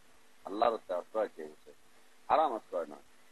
এক যুবক আর এক যুবকটিকে ভাগিয়ে নিয়ে চলে এসেছে প্রেম করে, এখন এসে আপনার কাছে আশ্রয় চাচ্ছে, আমাকে একটু আশ্রয় দেন, কোর্ট আমাকে খুঁজছে, পুলিশ আমাকে খুঁজছে, বাবা মা আমাকে খুঁজছে, আপনি একটু আশ্রয় দেন, আমি এই কাজটি করে এসেছি। জিনা, এই আশ্রয় দেওয়া যাবে না, আশ্রয় দেওয়া যাবে না। কোন মুমিন ব্যক্তি এসে আশ্রয় চেয়েছে, তার উপরে জুলুম হচ্ছে, নির্যাতন হচ্ছে, কি আশ্রয় দেন। কোন নারী, সে হতে পারে মুসলিম অমুসলিম যেই হোক না কেন, তার সতীত্ব রক্ষা করার জন্য সে এসে আশ্রয় চাচ্ছে যে আমাকে আল্লাহর একটু আশ্রয় দেন, একটু আশ্রয় দেন। দুর্বৃত্তরা আমার পিছন ছুটে বেড়াচ্ছে, ওরা আমাকে কলুষিত করতে চাচ্ছে, আশ্রয় চাচ্ছে, সে মুসলিম না অমুসলিম দেখার কোনো অবকাশ নেই, তাকে আশ্রয় দিতে হবে, আশ্রয় দিতে হবে তাকে, আশ্রয় দিতে হবে তাকে। ওমান ইসতাআযা বিল্লাহ ফাঈযুহু, যে ব্যক্তি আল্লাহর ওয়াস্তে আশ্রয় চায় তাকে আশ্রয় দান করো। ওমান দাআকুম ফাজিবু, যে ব্যক্তি আল্লাহর ওয়াস্তে ডাকে তার ডাকে সাড়া দিতে হবে। আল্লাহর ওয়াস্তে যে ব্যক্তি ডাকে তার ডাকে সাড়া দিতে হবে। আল্লাহর পথে যে ব্যক্তি ডাকছে, আল্লাহর পথের দিকে, আল্লাহর ওয়াস্তে যে ব্যক্তি ডাকছে, আল্লাহর পথে ডাকছে, তার ডাকে সাড়া দিতে হবে, তার ডাকে সাড়া দিতে হবে। তিনটি বিষয় গেল। আল্লাহর ওয়াস্তে কিছু চাইলে দিতে হবে, ফিরিয়ে দেওয়া যাবে না। হুকুমগুলো মনে রাখতে হবে, আগে হুকুমগুলো বর্ণনা করেছি যে কোন পদ্ধতিতে, কোন প্রসেসে, কি অবস্থায় দিতে হবে। আর কেউ সাহায্য চাইলো, আশ্রয় প্রার্থনা করলো, আশ্রয় দিতে হবে। যদি সাধ্যে থাকে দিব, সাধ্যে না থাকলে তো আমারই কিছু করার নেই। আর যদি আল্লাহর রাস্তায় কেউ ডাকে, মান দাআকুম ফাজিব, কেউ যদি ডাকে আল্লাহর রাস্তায়, তার ডাকে সাড়া দিতে হবে। ওমান সানা ইলাইকুম মারুফান ফাকাফিরু, যে ব্যক্তি তোমাদের জন্য ভালো কাজ করে তার যথোপযুক্ত প্রতিদান দাও, যথোপযুক্ত প্রতিদান দাও। যে ব্যক্তি সৎ কাজের দিকে, ভালো কাজের দিকে আহ্বান করে, যে ব্যক্তি তোমাদের জন্য ভালো কাজ করে, যে ব্যক্তি ভালো কাজ করেছে, যেই ভালো কাজ করেছে, আশ্রয় দেওয়া ভালো কাজ, ডাকে সাড়া দেওয়া ভালো কাজ, মানুষকে তার অসহায় অবস্থায় সাহায্য করা ভালো কাজ। এই ভালো কাজগুলো যে ব্যক্তি করবে তার প্রতিদান দেওয়ার জন্য রাসূল সাল্লাল্লাহু আলাইহি ওয়াসাল্লাম আদেশ করছেন, প্রতিদান দেওয়ার জন্য যদি সাধ্য থাকে। আর যদি সাধ্য না থাকে, ফাইন লাম তাজিদু মা তুকাফিউনাহু ফাদউ লাহু, যদি সাধ্য না থাকে তাহলে রাসূল সাল্লাল্লাহু আলাইহি ওয়াসাল্লাম শিখাচ্ছেন যদি তার প্রতিদান দেওয়ার জন্য তোমাদের কোনো সাধ্য না থাকে, তাহলে তার জন্য এমন দোয়া করো, এমন দোয়া করো, তার জন্য দোয়া করার আদেশ করছেন যে তার জন্য এমন দোয়া করো, হাত্তা তারাও আন্নাকুম কদ কাফাতুমু, এমন দোয়া করো যার ফলে এটা প্রমাণিত হয় যে তোমরা তার প্রতিদান দিতে পেরেছো। আপনি আমার উপকার করেছেন, আমি এর কোনো প্রতিদান দিতে পারিনি, আমি অন্তত এতটুকু দোয়া আমাকে করতে হবে, আল্লাহুম্মা সাল্লি আলাইহি আল্লাহুম্মা বারিক আলাইহি। আল্লাহ রাসূল সাল্লাল্লাহু আলাইহি ওয়াসাল্লাম যে যার জন্য সাদাকা করে, যে যার কোনো উপকার করে, এই উপকারের প্রতিদান হিসেবে এই দোয়া করতে শিখিয়েছেন। তো এই মুসলিম হাদিস রয়েছে যে কাউকে কিছু দান করা হলো, তখন যার জন্য দান করা হয়েছে, যাকে দান করা হয়েছে, সে যেন বলে আল্লাহুম্মা সাল্লি আলাইহি আল্লাহুম্মা বারিক আলাইহি, আল্লাহ তুমি তার উপরে রহমত করো, তুমি তার উপরে কল্যাণ দান করো। আর আমরা কি দেখি, মাশাআল্লাহ মারহাবা, 10 টাকা দিয়েছেন, মারহাবা, আরো জোরে বলি মারহাবা। জি না, এটা বিদাতি পন্থা। মারহাবা মারহাবা আবার কিসের, এটা আবার কিসের? দোয়ার রাসূল শিখাচ্ছেন, মিসকিনকে কেউ কিছু দান করেছে সে বলবে জাযাকাল্লাহ খায়ের, কিছু দান করেছে সে বলবে আল্লাহুম্মা সাল্লি আলাইহি আল্লাহুম্মা বারিক আলাইহি। এ হচ্ছে দোয়া। রাসূল বলছেন যে তোমাদেরকে কেউ কোনো উপকার করেছে, তোমাদের জন্য কোনো কল্যাণকর কাজ করেছে, তোমরা তার প্রতিদান দিতে চেষ্টা করো। যদি প্রতিদান দিতে না পারো তাহলে তার জন্য এমন দোয়া করো যে দোয়ার দ্বারা অন্তত পক্ষে এতটুকু বোঝা যায় যে তুমি তার প্রতিদান দিতে সক্ষম হয়েছো। প্রতিদান তুমি তার জন্য দিয়েছো, তুমি তার প্রতিদান দিয়েছো। সম্মানিত উপস্থিতি, আল্লাহর হস্তে যদি কেউ কিছু চায় তাহলে তাকে বিমুখ করা যাবে না। আল্লাহর হস্তে কেউ যদি কিছু চায় তাহলে তাকে বিমুখ করা যাবে না। সম্মানিত উপস্থিতি, আল্লাহর হস্তে আমি আপনাদের কাছে চাচ্ছি, আপনারা প্রতিদিন অন্তত পক্ষে 1 ঘন্টা সময় আল্লাহর হস্তে নিজের কল্যাণের জন্য দান করবেন। নিজের কল্যাণের জন্য 1 ঘন্টা সময় প্রতিদিন খরচ করবেন। আল্লাহর হস্তে আপনাদের এই ছোট ভাই আপনাদের কাছে চাচ্ছে যে প্রতিদিন 1 ঘন্টা সময় আল্লাহর হস্তে আপনাদের কাছে চাচ্ছে 1 ঘন্টা সময় আপনি নিজের কল্যাণের জন্য খরচ করবেন। আধা ঘন্টা পড়বেন কালামুল্লাহ, আধা ঘন্টা পড়বেন রাসূল সাল্লাল্লাহু আলাইহি ওয়াসাল্লাম বিশুদ্ধ হাদিস। বিশুদ্ধ হাদিস, কোন মত পথের দিকে যাওয়ার দরকার নেই, কারো বক্তব্য শোনার দরকার নেই, কিছুই করার দরকার নেই। যদি মনে করেন যে ও অমুক দলের, সে তমুক দলের, যদি মনে করেন যে ও এই বলছে ওই বলছে, আমাদের মাথা বিরোধী, এই বিরোধী সেই বিরোধী, আল্লাহর হস্তে প্রতিদিন 1 ঘন্টা করে কোরআন আর হাদিস চর্চা করেন। 1 ঘন্টা করে প্রতিদিন কোরআন আর হাদিস চর্চা করেন। মনে রেখেন, আল্লাহর হস্তে আপনাদের কাছে চেয়ে ফেলেছি, ফিরিয়ে দেওয়া যাবে না, ফিরিয়ে দেওয়া যাবে না। আমি আপনাদের কাছে প্রতিদিন 1 ঘন্টা করে সময় চাচ্ছি, প্রতিদিন 1 ঘন্টা সময়। এটাকে আপনি একসাথেও দিতে পারেন, অথবা 5 ভাগে ভাগ করেও দিতে পারেন, 6 ভাগে ভাগ করেও দিতে পারেন, 2 ভাগে ভাগ করেও দিতে পারেন। সকালে আধা ঘন্টা, বিকালে আধা ঘন্টা, অথবা 5 ওয়াক্ত সালাতের আগে পরে 10 মিনিট করে 50 মিনিট, আর রাত্রে ঘুমাতে যাওয়ার আগে 10 মিনিট আল্লাহর কালাম এবং রাসূলের বিশুদ্ধ হাদিস গুলো একটুখানি অধ্যয়ন করেন। মনে রেখেন, আমি আপনাদের কাছে আল্লাহর হস্তে এই সময়টুকু চেয়েছি আপনাদের কল্যাণের উদ্দেশ্যে, আপনাদের কল্যাণের উদ্দেশ্যে। জীবনের লম্বা পথ পাড়ি দিয়ে আমরা চলে এসেছি, জীবনের অধিকাংশ সময় আমরা পাস করে এসেছি। সামান্য একটু সময় হয়তোবা আছে, হয়তোবা সামান্য একটু সময় আছে। এই সময়ের মধ্যে হতে যদি আমরা 1 ঘন্টা করে প্রতিদিন ব্যয় করতে পারি, আল্লাহ তাআলা আমাদেরকে কল্যাণের মধ্যে রাখবেন ইনশাআল্লাহ। আমরা ইনশাআল্লাহ গুমরাহ হব না, পথভ্রষ্ট হব না। আমরা অসংখ্য পথভ্রষ্টতার মধ্যে রয়েছি, সামাজিক পথভ্রষ্টতা, রাষ্ট্রীয় পথভ্রষ্টতা, মসজিদ ভিত্তিক পথভ্রষ্টতা, তারপরে তথাকথিত ইসলামী জীবন ভিত্তিক পথভ্রষ্টতা, এবং কোরআন হাদিস কেন্দ্রিক পথভ্রষ্টতা। লা ইলাহা ইল্লাল্লাহ, এটা সবচাইতে সবচাইতে ক্ষতিকর, সবচাইতে কঠিন এই বিষয়, কোরআন হাদিস কেন্দ্রিক পথভ্রষ্টতা। আপনার সামনে কোরআন খোলা হচ্ছে, সেখান থেকে আয়াত পাঠ করা হচ্ছে, অর্থ বলা হচ্ছে অন্যটা। কোরআন খুলে আয়াত পাঠ করে তাফসীর করছে ভিন্নতা, ভিন্ন তাফসীর। আপনার সামনে হাদিসের কিতাব খুলে হাদিস বলছে, তার ব্যাখ্যা করছে ভিন্ন। এই গুমরাহি বড় গুমরাহি, বিশাল বড় গুমরাহি এই গুমরাহি। এই জন্য আমাদেরকে একটু সচেতন হতে হবে। প্রতিদিন কমপক্ষে 1 ঘন্টা সময় আপনাদের নিজেদের কল্যাণের জন্য আল্লাহর হস্তে আপনাদের কাছে চাচ্ছি, আল্লাহর হস্তে আপনাদের কাছে চাচ্ছি। আল্লাহ আমাদের সবাইকে তৌফিক দান করেন। প্রতিদিন 1 ঘন্টা অন্তত পক্ষে, কেউ যদি বেশি দিতে পারি ও আলহামদুলিল্লাহ, যদি কেউ বেশি দিতে পারি। যদি কোরআন হাদিস বুঝতে আপনাদের কষ্ট হয়, বিশ্বাস করেন কোরআন বোঝা একদম সহজ করে দিয়েছেন আল্লাহ। আল্লাহ কসম করে বলছেন, আল্লাহ শপথ করে বলছেন যে আমি কোরআন বোঝা সহজ করে দিয়েছি। এরপরেও যদি বুঝতে কষ্ট হয়, তাহলে যেখানে বুঝতে কষ্ট হচ্ছে, যদি আপনি আপনার আশপাশে কোনো ভালো আলেম পান, তাহলে তার থেকে জিজ্ঞেস করে নিবেন। আর যদি সেভাবে কাউকে না পান, যদি মনে করেন আমার কাছে বুঝতে চান, তাহলে আমাকে ফোন করে আপনারা বুঝে নিতে পারেন। যে কোনো সময় ফোন করবেন, কোনো সমস্যা নেই ইনশাআল্লাহ। আল্লাহ আমাদের সবাইকে কবুল করে নেন। আল্লাহ আমাদেরকে ইসলামের পথে টিকে থাকার তৌফিক দান করেন। আল্লাহ আমাদেরকে ভালো কাজ করার তৌফিক দান করেন। আল্লাহ আমাদেরকে তাওহীদের বাস্তবায়ন করার তৌফিক দান করেন। আল্লাহ আমাদেরকে ঈমানের সিফাত গুলোকে বাস্তবায়ন করার তৌফিক দান করেন। আল্লাহ আমাদেরকে ঈমানের পূর্ণতা দান করেন। আল্লাহ আমাদের হায়াতে বারাকাত দান করেন। আল্লাহ আমাদের রিজিকে বারাকাত দান করেন। আল্লাহ আমাদের পারিবারিক ব্যবস্থাপনায় বারাকাত দান করেন। আল্লাহ আমাদের দাওয়াতে বারাকাত দান করেন। আল্লাহ আমাদের অসুস্থদেরকে সুস্থ দান করেন। যার যে সমস্যাগুলো আছে আল্লাহ তাআলা সেই সমস্যাগুলো সমাধান করে দেন। আমাদের মধ্যে হতে যারা মৃত্যুবরণ করেছে ঈমানের সাথে, আল্লাহ তাআলা তাদের কবরগুলোকে জান্নাতের বিছানা বিছিয়ে দেন। আল্লাহ তাআলা তাদের কবরে জান্নাতের বাতাসকে চালু করে দেন। আল্লাহুম্মা আমিন ওয়া আখির দাওয়ানা আলহামদুলিল্লাহি রাব্বিল আলামিন ওয়া সাল্লাল্লাহু ওয়া সাল্লাম ওয়া বারাকা আলা নবিয়িনা মুহাম্মদ ওয়া আলা আলিহি ওয়া সাহবিহি আজমাইন। আসসালামু আলাইকুম ওয়া রাহমাতুল্লাহি ওয়া বারাকাতুহু। জাযাকাল্লাহ ভাই, সম্মানিত ব্রাদার এন্ড সিস্টার ইন ইসলাম, আসসালামু আলাইকুম ওয়া রাহমাতুল্লাহি ওয়া বারাকাতুহু। ইনশাআল্লাহ আমরা অতি শর্টটাই নিয়ে হয়তো প্রশ্নোত্তর পর্বের দিকে মুভ করবো, যদি আমাদের মধ্যে ভাই একটু সময় দিতে পারেন তো আমরা প্রশ্নোত্তর পর্বের দিকে যাব। তার পূর্বে ছোট্ট কয়েকটি ঘোষণা। প্রথম ঘোষণাটি হলো আপনার সিডি সম্পর্কিত। আলহামদুলিল্লাহ অনেকদিন যাবত যারা আমাদেরকে ইমেল করেছিলেন আউট অফ নিউ ইয়র্ক, তাদের সিডি গুলো আমরা গত সপ্তাহে কিছু মেল করেছি এবং এই সপ্তাহে কিছু মেল করা হয়েছে। আশা করি অনেকেই সিডি পেয়েছেন এবং অনেকে জানিয়েছেন কল দিয়ে, আলহামদুলিল্লাহ। আর বাকি যারা পাননি এখনো, আশা করি খুব শর্ট টাইমে আপনারা সিডি গুলো পেয়ে যাবেন। আর জানিয়ে দিচ্ছি, যারা নিউ ইয়র্কের ভিতর থেকে আমাদেরকে ইমেল করেছিলেন, ইনশাআল্লাহ আগামীকাল থেকে আপনাদের সিডি গুলো আপনাদের ঠিকানায় পৌঁছে দেওয়ার ব্যবস্থা করা হবে ইনশাআল্লাহ।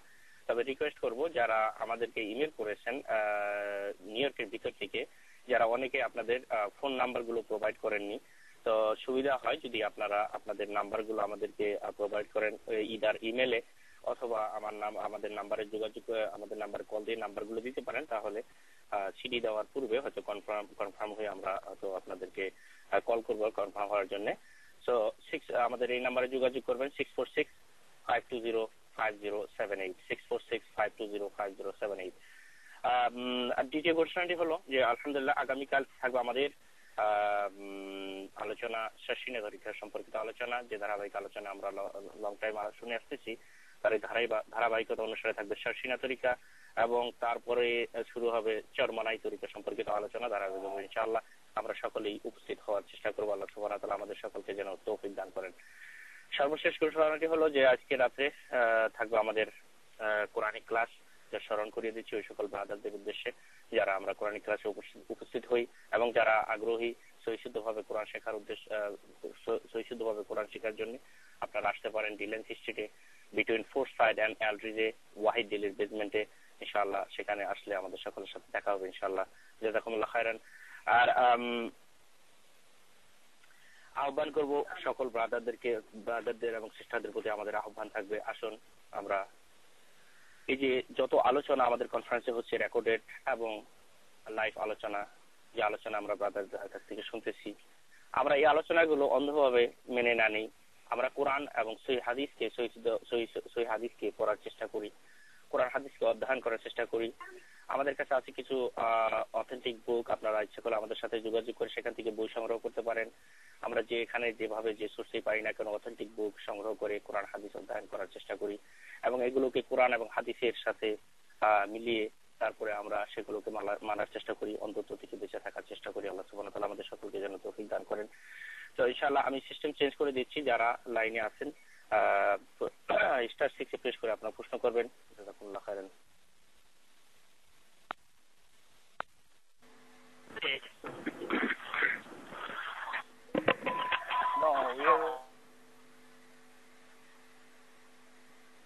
ওকে, আলহামদুলিল্লাহ এই মুহূর্তে সিস্টেম চেঞ্জ করা আছে। যারা প্রশ্ন করবেন ইনশাআল্লাহ আপনারা *6 প্রেস করে প্রশ্ন করতে পারেন। জাযাকুমুল্লাহ খায়রান। হ্যালো, আসসালামু আলাইকুম। হ্যালো, আসসালামু আলাইকুম।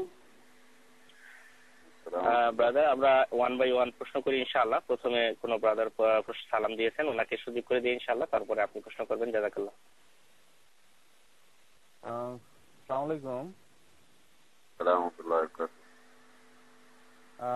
আসলে মুতিউন ভাই, আমার আজকের প্রাসঙ্গিক প্রশ্ন না, বাট একটু আসলে খুব জানতে ইচ্ছে করতেছে। তো আমার প্রশ্নটা হচ্ছে ওই যে ব্যবহারকৃত স্বর্ণের কি যাকাত দিতে হবে না দিতে দেওয়া লাগবে কি লাগবে না, বিষয়টা জানার জন্য আপনি কাইন্ডলি যদি একটু বলেন বিস্তারিত। জাযাকাল্লাহ খায়র। আলহামদুলিল্লাহ ওয়াসসালাতু ওয়াসসালামু আলা রাসূলিল্লাহ ওয়া আলা আলিহি ওয়া সাহবিহি ওয়া মান ওয়ালা। জি, ব্যবহারকৃত স্বর্ণের যাকাত দিতে হবে যদি সেই স্বর্ণের পরিমাণ 7.5 ভরির বেশি হয়। 7.5 ভরির বেশি যদি হয় ব্যবহারকৃত স্বর্ণ, তাহলে তার যাকাত দিতে হবে। এর চাইতে কম হলে তার যাকাত দেওয়া লাগবে না। এর চাইতে বেশি যদি হয় তাহলে তার যাকাত দিতে হবে। জাযাকাল্লাহ। একটা বিষয় আবারও স্মরণ করে দিচ্ছি যে আমাদের কনফারেন্সে যখন আমরা প্রশ্ন করি, প্রশ্ন শেষ হওয়ার সাথে সাথে *6 প্রেস করে আমরা ফোনটাকে মিউট করে দিব। আর যারা এট এ টাইম আমরা ফোন আনমিউট করে থাকি, আমরা ম্যানুয়ালি ফোনগুলোকে মিউটে রাখবো, কারণ ব্যাকগ্রাউন্ড নয়েজে আমাদের উত্তর শুনতে সমস্যা হবে। সকলকে সুযোগ করে দিই। আর আরেকটা বিষয় বলতে ভুলে গিয়েছি, আলহামদুলিল্লাহ আমাদের ব্রাদার বলেছেন যে আমাদের যদি কোনো প্রশ্ন থাকে, আমাদের যদি কোরআন হাদিস অধ্যয়ন করার পরে বুঝতে কষ্ট হয়, যদি আমাদের কোনো অথেন্টিক আলেম আশেপাশে না পাই, আমরা ইচ্ছা করলে আমাদের ব্রাদারকে কল করতে পারি। আরো একটা বিষয় হলো যে এখানে কনফারেন্সে অনেকেই হয়তো আমরা প্রশ্ন করতে পারি না, নিজের পার্সোনাল প্রশ্ন থেকে থাকে এবং সিস্টারদের অনেক পার্সোনাল প্রশ্ন থাকে, যে প্রশ্নগুলো হয়তো কনফারেন্সে করা হয় না, বিধায় আমি আমাদের ব্রাদারের নাম্বারটা প্রোভাইড করতেছি, আমি বলে দিচ্ছি, আপনারা এই নাম্বারটা লিখে নিতে পারেন, আপনারা তাকে কল করতে পারেন, ইনশাআল্লাহ আপনাদের প্রশ্ন উত্তর পেয়ে যাবেন। এখন আমি বলতেছি এবং পরবর্তীতে রিপিট করে দেব। 017405745759, 0174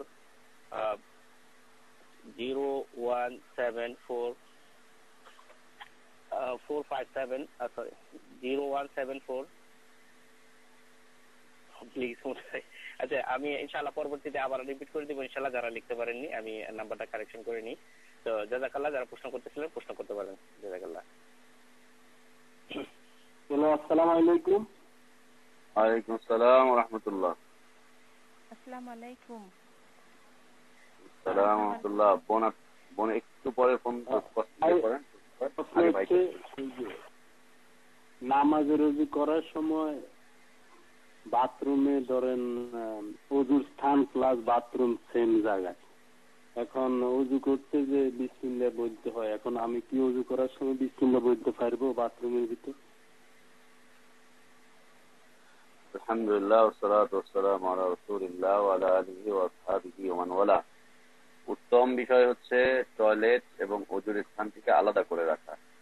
আর যদি বিষয়টা এমন হয় যে আমাদের যেমন এখন সিস্টেমটা হচ্ছে টয়লেট এবং ওযুর স্থান এক হয়ে গেছে, মানে একটা রুম, এই রুমের মধ্যে 2 ফিট বা 3 ফিট জায়গা হচ্ছে টয়লেট, আর বাদ বাকি 3-4 ফিট জায়গা হচ্ছে ওযুর স্থান বা বেসিন যা আছে। তো সেক্ষেত্রে শুধুমাত্র টয়লেটের যেই স্থানটুকু বা কমোডের যে স্থানটুকু, হাই কমোড বা বলি বা প্যান বলি যেটাই বলি, ওই স্থানটুকু যেখানে শুধুমাত্র মানুষ শৌচকার্য ছাড়ছে ততটুকুই বাথরুম হিসাবে আখ্যায়িত হবে। এর বাদ বাকি যে জায়গাগুলো আছে, কল রয়েছে, ট্যাপ রয়েছে অথবা বেসিন রয়েছে, ওইখানে ওযু করতে গেলে ওখানে গিয়ে বিসমিল্লাহ বলে ওযু করবে, কোনো সমস্যা নেই ইনশাআল্লাহ। শুধু টয়লেট যে অংশটুকু, টয়লেট যেখানে প্যানটা রয়েছে, কমোডটি রয়েছে, ওইখানে বিসমিল্লাহ বলবে না। ওখান থেকে বের হয়ে এসে সে দোয়া পড়ে নিবে, কুরআন আঁকা দোয়া পড়ে, এরপরে বেসিনের কাছে এসে বেসিনে যখন ওযু করবে তখন সে বিসমিল্লাহ বলে করবে। একটা রুমের ভিতরে হলেও সমস্যা হবে না ইনশাআল্লাহ, কারণ এখানে হাত মুখ ধোয়ার জায়গাটিও আলাদা এবং টয়লেট সারার জায়গাটিও আলাদা। একটা ঘরের ভিতরে 2টা জায়গা তৈরি হয়েছে। যদি পার্টিশন হয়ে যায় তাহলে ভালো হতো। আমি অনেক জায়গায় দেখেছি, বিশেষ করে দিনদার কিছু ব্যক্তিত্বদের বাসায় দেখেছি যে একটা টয়লেট 10 ফিট বাই 10 ফিট একটা চওড়া টয়লেট বা এর চাইতে কম বেশি। তো যেই জায়গাটুকুতে প্যান রয়েছে বা বেসিন প্যান রয়েছে, কমোড রয়েছে, সেই জায়গাটুকুতে তারা একটা পর্দা দিয়ে রেখেছেন অথবা ছোট্ট একটা গ্লাস দিয়ে রেখেছেন। জায়গাটাও ছোট, গ্লাস দিয়ে রেখেছেন। এর এই পাশে বড় জায়গা, এখানে গোসলের জায়গা এবং ওযু টুজু করার জায়গা, হাত ধোয়ার জায়গা, এই জায়গাটি কিছু বড় রেখেছেন। তখন সেক্ষেত্রে শুধুমাত্র ওই জায়গাটুকুই টয়লেট হিসেবে আখ্যায়িত হবে, বাদ বাকি জায়গাটা ওযুর জায়গা হিসেবে আখ্যায়িত হবে। এখানে বিসমিল্লাহ বলে ওযু করবে ইনশাআল্লাহ, কোনো সমস্যা হবে না ইনশাআল্লাহ। আল্লাহু আ'লাম। ভাইজান, আমার দ্বিতীয় প্রশ্ন হচ্ছে, আমি আইন পথে যখন বাতাস বের হয় তখন তো ওযু করতে হবে, আবার ওযু করে নামাজ শুরু করতে হবে। এখন আমি কি যে অবস্থা আমার ওযু নষ্ট হয়েছে ওই আবার সেম ওইখানে আসি নামাজ শুরু করতে হবে না প্রথম থেকে? জাযাকাল্লাহ খায়ের। এক্ষেত্রে সমস্যা হচ্ছে 2টি সমাধান।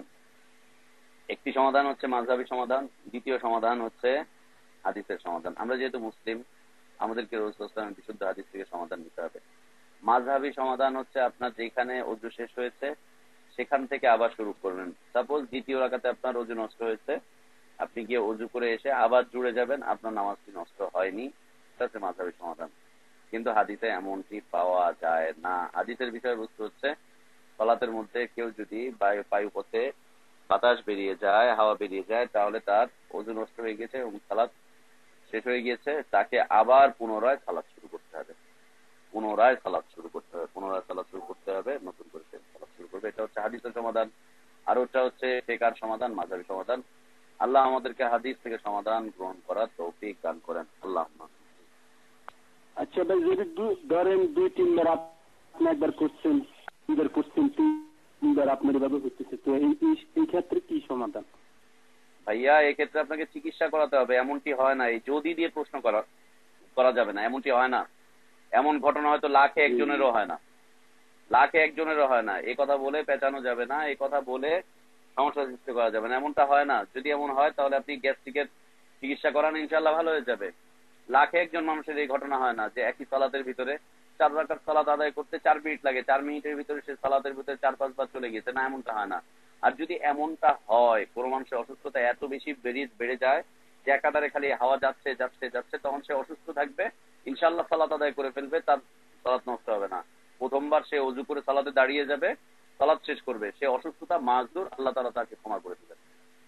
যদি এমনটি হয়, সে অনেক চিকিৎসা করিয়েছে, কোনো কাজ হচ্ছে না, চিকিৎসা বারবার করছে, কোনো কাজ হচ্ছে না, সে যথাসাধ্য চেষ্টা করছে চেপে রাখতে, তাও হচ্ছে না, কারণ তার এই লাইনটা নষ্ট হয়ে গিয়েছে, তার এই ব্লাডারটা ফেটে গিয়েছে অথবা অন্য কোনো সমস্যা হয়েছে, লুজ হয়েছে, সে আর পারছে না, তখন আল্লাহ সুবহানাহু ওয়া তাআলা তার উপর থেকে হুকুম উঠে যাবে, আল্লাহ তাআলা তাকে ক্ষমা করে দিবেন, সেই অবস্থাতেই সালাত আদায় করে দিবে ইনশাআল্লাহ। যেমন পেশাব যাদের ফোটার পর ফোটা পড়তেই থাকে, বন্ধই হচ্ছে না, প্রস্টেট গ্ল্যান্ডের যাদের সমস্যা আছে, পেশাব বন্ধই হচ্ছে না, তখন সে কি করবে? তখন সে প্রথমবার অজু করবে, পানি ছিটা দিবে এবং সে সালাত শুরু করে দিবে, বাদ বাকিটাকে আল্লাহ সুবহানাহু ওয়া তাআলা মাফ করে দিবেন। জি, আল্লাহু আকবার।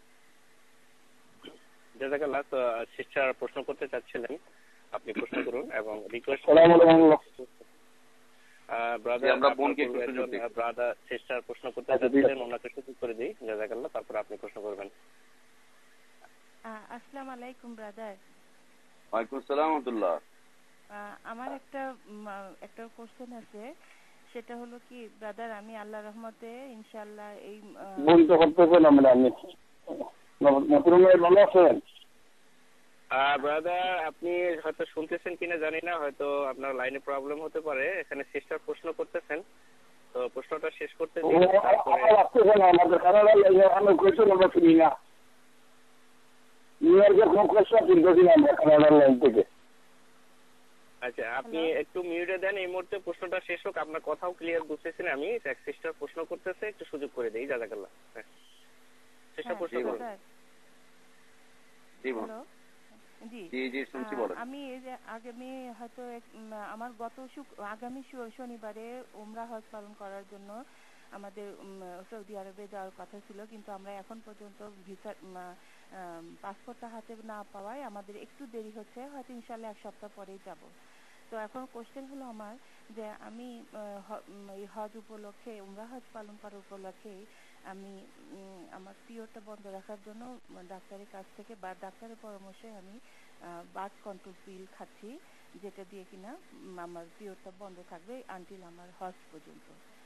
তো এখন আমার সমস্যা দেখা দিচ্ছে যে আমি ওই ওষুধটা খাওয়ার পর থেকে এখন পর্যন্ত আমার প্রতিদিনই হয়তো 1 বার কি 2 বার, সব সময় না, কাপড় চোপড়ও আমার নষ্ট হয় না, যখন আমি বাথরুমে যাই তখন দেখা যায় যে একটু মাটির মতো বা সামান্য একটু সুতার মতো বা সামান্য ছোট্ট একটা টুকরার মতো এরকম বের হয়ে আসতেছে। তো এখন এই অবস্থায় আমি কথা শোনা যাচ্ছে না। হ্যালো, জি আমি শুনতে পাচ্ছি, বলেন। হ্যাঁ, শুনতেছে কামাল ভাই, মিউটে দেন। এখন কথা হলো যে আমি 15 দিন পর থেকে আমি নামাজ শুরু করে দিয়েছি এবং এই শুনতে পাচ্ছি না, তো কোয়েশ্চেন শেষ আনসার হইলো কিনা কিছুই শুনতে পাচ্ছি না কানাডা থেকে। আচ্ছা ব্রাদার, আমরা একটু প্লিজ একটু করি, এখানে যদি শোনা না যায় ব্রাদার নিজেই বলবেন এবং আমরা শুনতেছি, তো আমরা একটু মিউটে দেই প্লিজ। যখন কেউ প্রশ্ন করে মাঝখানে আমরা কথা না বলি, আমরা একটু সকলে মিলে সহযোগিতা করি যেন আমাদের এই কনফারেন্সটা সুন্দরভাবে পরিচালিত হয় ইনশাআল্লাহ। জাযাকাল্লাহ। তো ব্রাদার, তো এখন আমি কি করব আমি বুঝতে পারছি না, এই অবস্থায় আমার কি করণীয়, আপনি আমাকে প্লিজ একটু আমাকে হেল্প করেন। জাযাকাল্লাহ খাইর। আলহামদুলিল্লাহ ওয়াসসালাতু ওয়াসসালামু আলা রাসূলিল্লাহ ওয়া আলা আলিহি ওয়া সাহবিহি ওয়া মান ওয়ালা। মা বোনদের উদ্দেশ্যে বলবো, আপনাদের যে সমস্ত পার্সোনাল প্রশ্নগুলো থাকে, পার্সোনাল প্রশ্নগুলো আপনারা আমাকে পার্সোনালি জিজ্ঞেস করতে পারেন। আমার নাম্বারগুলো আপনারা নিয়ে রাখতে পারেন, ভাই ঘোষণা করবেন আমার নাম্বারগুলো, তো আপনারা সেখানে প্রশ্ন করবেন ইনশাআল্লাহ। তারপরে যেহেতু প্রশ্ন চলে এসছে, প্রথমত বিষয় হচ্ছে যে যেহেতু উমরা করতে যাচ্ছেন, উমরা যখন করতে যাবেন তখন আপনি আপনার এই যে নির্দিষ্ট সময়টা, এই সময়টিকে চেঞ্জ করে আপনি যাওয়ার চেষ্টা করেন, সময়টিকে চেঞ্জ করে যাওয়ার চেষ্টা করেন।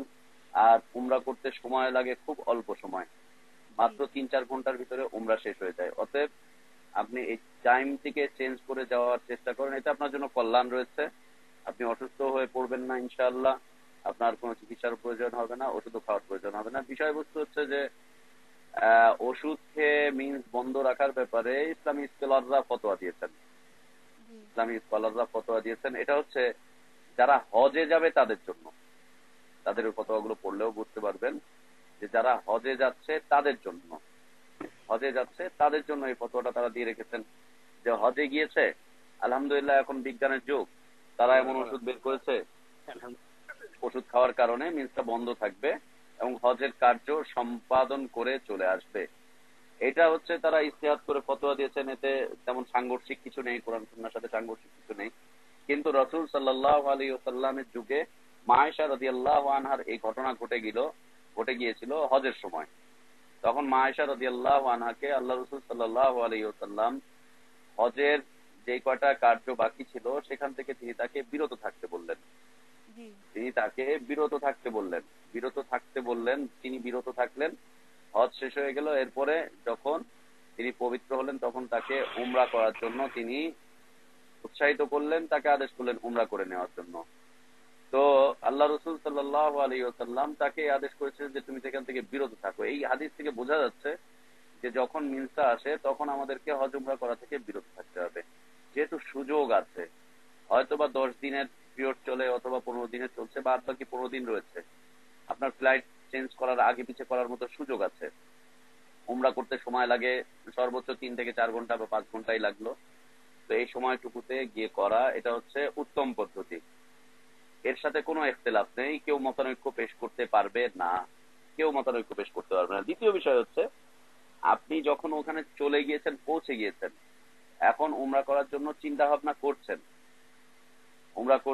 উমরা করার জন্য গিয়েছেন, ভালো অবস্থায় পবিত্র অবস্থায় গিয়েছিলেন, ওইখানে যাওয়ার পরে আপনার মিস চলে এসেছে, তখন আপনি যেহেতু উমরার বিষয়, হজ হচ্ছে নির্ধারিত সময়ের জন্য আর উমরা হচ্ছে সারা বছরের জন্য, তখন আপনি সেখানে অপেক্ষা করেন। রাসূল সাল্লাল্লাহু আলাইহি ওয়াসাল্লামের এই হাদিস অনুযায়ী মা আয়েশা রাদিয়াল্লাহু আনহাকে হজের জন্য যিনি অপেক্ষা করতে বলেছেন, তখন এই হাদিস অনুযায়ী আপনি অপেক্ষা করতে থাকেন। সেখানে 5 দিন 7 দিন 10 দিন অপেক্ষা করেন, কমে যাবে, বন্ধ হয়ে যাবে, এরপরে গিয়ে উমরা করে চলে আসেন। কারণ উমরার নির্ধারিত কোনো সময় নেই, উমরা করার জন্য সারা বছর সময়, যে কোনো সময়, এমনকি হজের সময়তেও, হজের মৌসুমেও উমরা করা যায়। অতএব এই দুইটা পদ্ধতিকে যদি আপনি ব্যবহার করেন তাহলে আপনার কোনো টেনশন থাকবে না, কোনো সমস্যা থাকবে না, ইখতিলাফহীন ভাবে আপনি আপনার কার্য সম্পাদন করতে পারবেন। আল্লাহ আপনাকে তৌফিক দান করেন, আল্লাহুম্মা আমিন। এভাবে করাটাই আমাদের জন্য উত্তম হবে, প্রত্যেক মা বোনদের জন্য এমন করাটাই উত্তম হবে যে সময়টিকে আপনারা চেঞ্জ করে নেন, ইসলামের তারিখ থেকে চেঞ্জ করে নিন অথবা অপেক্ষা করেন। তো যেহেতু সারা বছরই হচ্ছে মৌসুম উমরার জন্য, তো যে কোনো সময় আপনি করতে পারেন। এজন্য আপনি আপনার ওই টাইমটিকে একটু চেঞ্জ করে নিয়ে যদি করতে পারেন তাহলে আপনার ওষুধও খাওয়া লাগলো না, আপনি কোনো কনফিউশনেও থাকবেন না, আপনি ভালোভাবে কাজ সেরে আসতে পারবেন। আল্লাহ তৌফিক দান করেন। জাযাকাল্লাহ খাইরান। সম্মানিত ব্রাদার চেষ্টা করলাম এই মুহূর্তে আমি প্রোগ্রামে আছি, একটু পরে ফোন দেব। জি, তো আনলক করার পূর্বে আমি মতিউর ভাইয়ের নাম্বারটা প্রোভাইড করতেছি, যে নাম্বারটা ব্রাদার এবং সিস্টারদের উদ্দেশ্যে, মেইনলি যারা সিস্টাররা যারা অনেক পার্সোনাল প্রশ্ন থেকে থাকে, যে প্রশ্নগুলো আপনারা এই নাম্বারে কল দিয়ে প্রশ্ন করতে পারেন ইনশাআল্লাহ। তো নাম্বারটা আপনারা লিখে নিন 0174-057-4759, 0174-057-4759। তো ইনশাআল্লাহ এই নাম্বারে আপনারা কল দিতে পারেন। জাযাকুমুল্লাহ খাইরান। তো আমি সিস্টেম চেঞ্জ করে দিচ্ছি, তার পূর্বে আবার স্মরণ করে দিচ্ছি, আমরা যখনই প্রশ্ন উত্তর পর্ব শুরু হয়ে যায় আমরা ফোনগুলো একটু চেক করে নিই, এবং কেউ যখন প্রশ্ন করে আমরা প্রশ্ন মাঝখানে আমরা কথা বলার চেষ্টা না করি, আমরা সকলে মিলে সহযোগিতা করি। আমাদের এই সুন্দর ব্যবস্থাপনাটা যেন আল্লাহ আমাদের এখান থেকে যেন আমরা সকলেই উপকৃত হতে পারি, কোনো আলোচনায় যেন ব্যাঘাত না ঘটে, এই ব্যাপারে আমরা সকলেরই আহ্বান করব, সকলের কাছে সহযোগিতা কামনা করব। আমরা সকলেই মিলে এই ব্যবস্থাপনাকে সুন্দরভাবে পরিচালনা করার চেষ্টা করি। আল্লাহ সুবহানাহু ওয়া তাআলা আমাদের সকলকে তৌফিক দান করেন, আল্লাহুম্মা আমিন। ইনশাআল্লাহ আমি সিস্টেম চেঞ্জ করে দিচ্ছি, আপনারা প্রশ্ন করবেন। জাযাকাল্লাহ।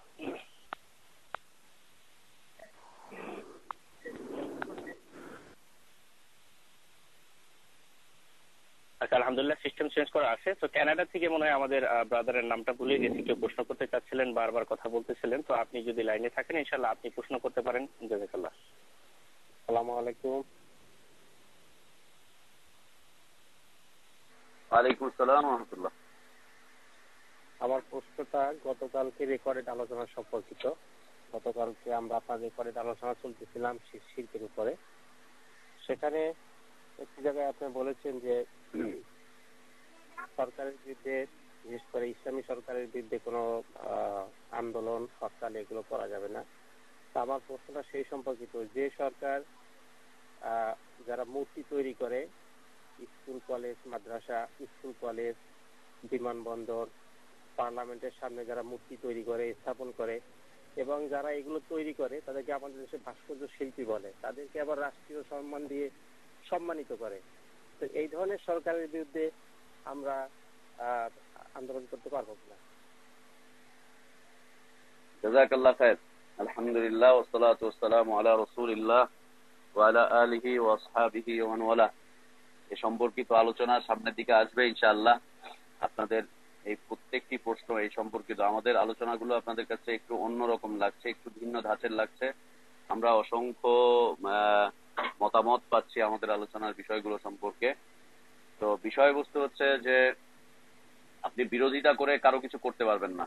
যে রাষ্ট্রে আপনি বসবাস করছেন সেই রাষ্ট্রে যদি আপনি বিরোধিতা করেন আপনি কিছুই করতে পারবেন না। আর দ্বিতীয় বিষয় হচ্ছে যে গণতান্ত্রিক রাষ্ট্র ব্যবস্থায় সংখ্যালঘুদের বক্তব্যকে সমর্থন করা হয় না। সংখ্যালঘুদের বক্তব্যকে সমর্থন করা হয় না। সংখ্যালঘুদের বিষয়বস্তুকে আইনে পাশ করা হয় না। সংখ্যা গরিষ্ঠ যারা থাকে তাদের আইন পাশ করা হয়। আমাদের দেশে মূর্তির বিরোধিতা করা এটা হচ্ছে সংখ্যালঘুদের কাজ, সংখ্যায় যারা কম তারা করছে। আর বিরোধিতা করে তেমন কিছুই হয় না, বিরোধিতা করলে তেমন কিছু করা যায় না।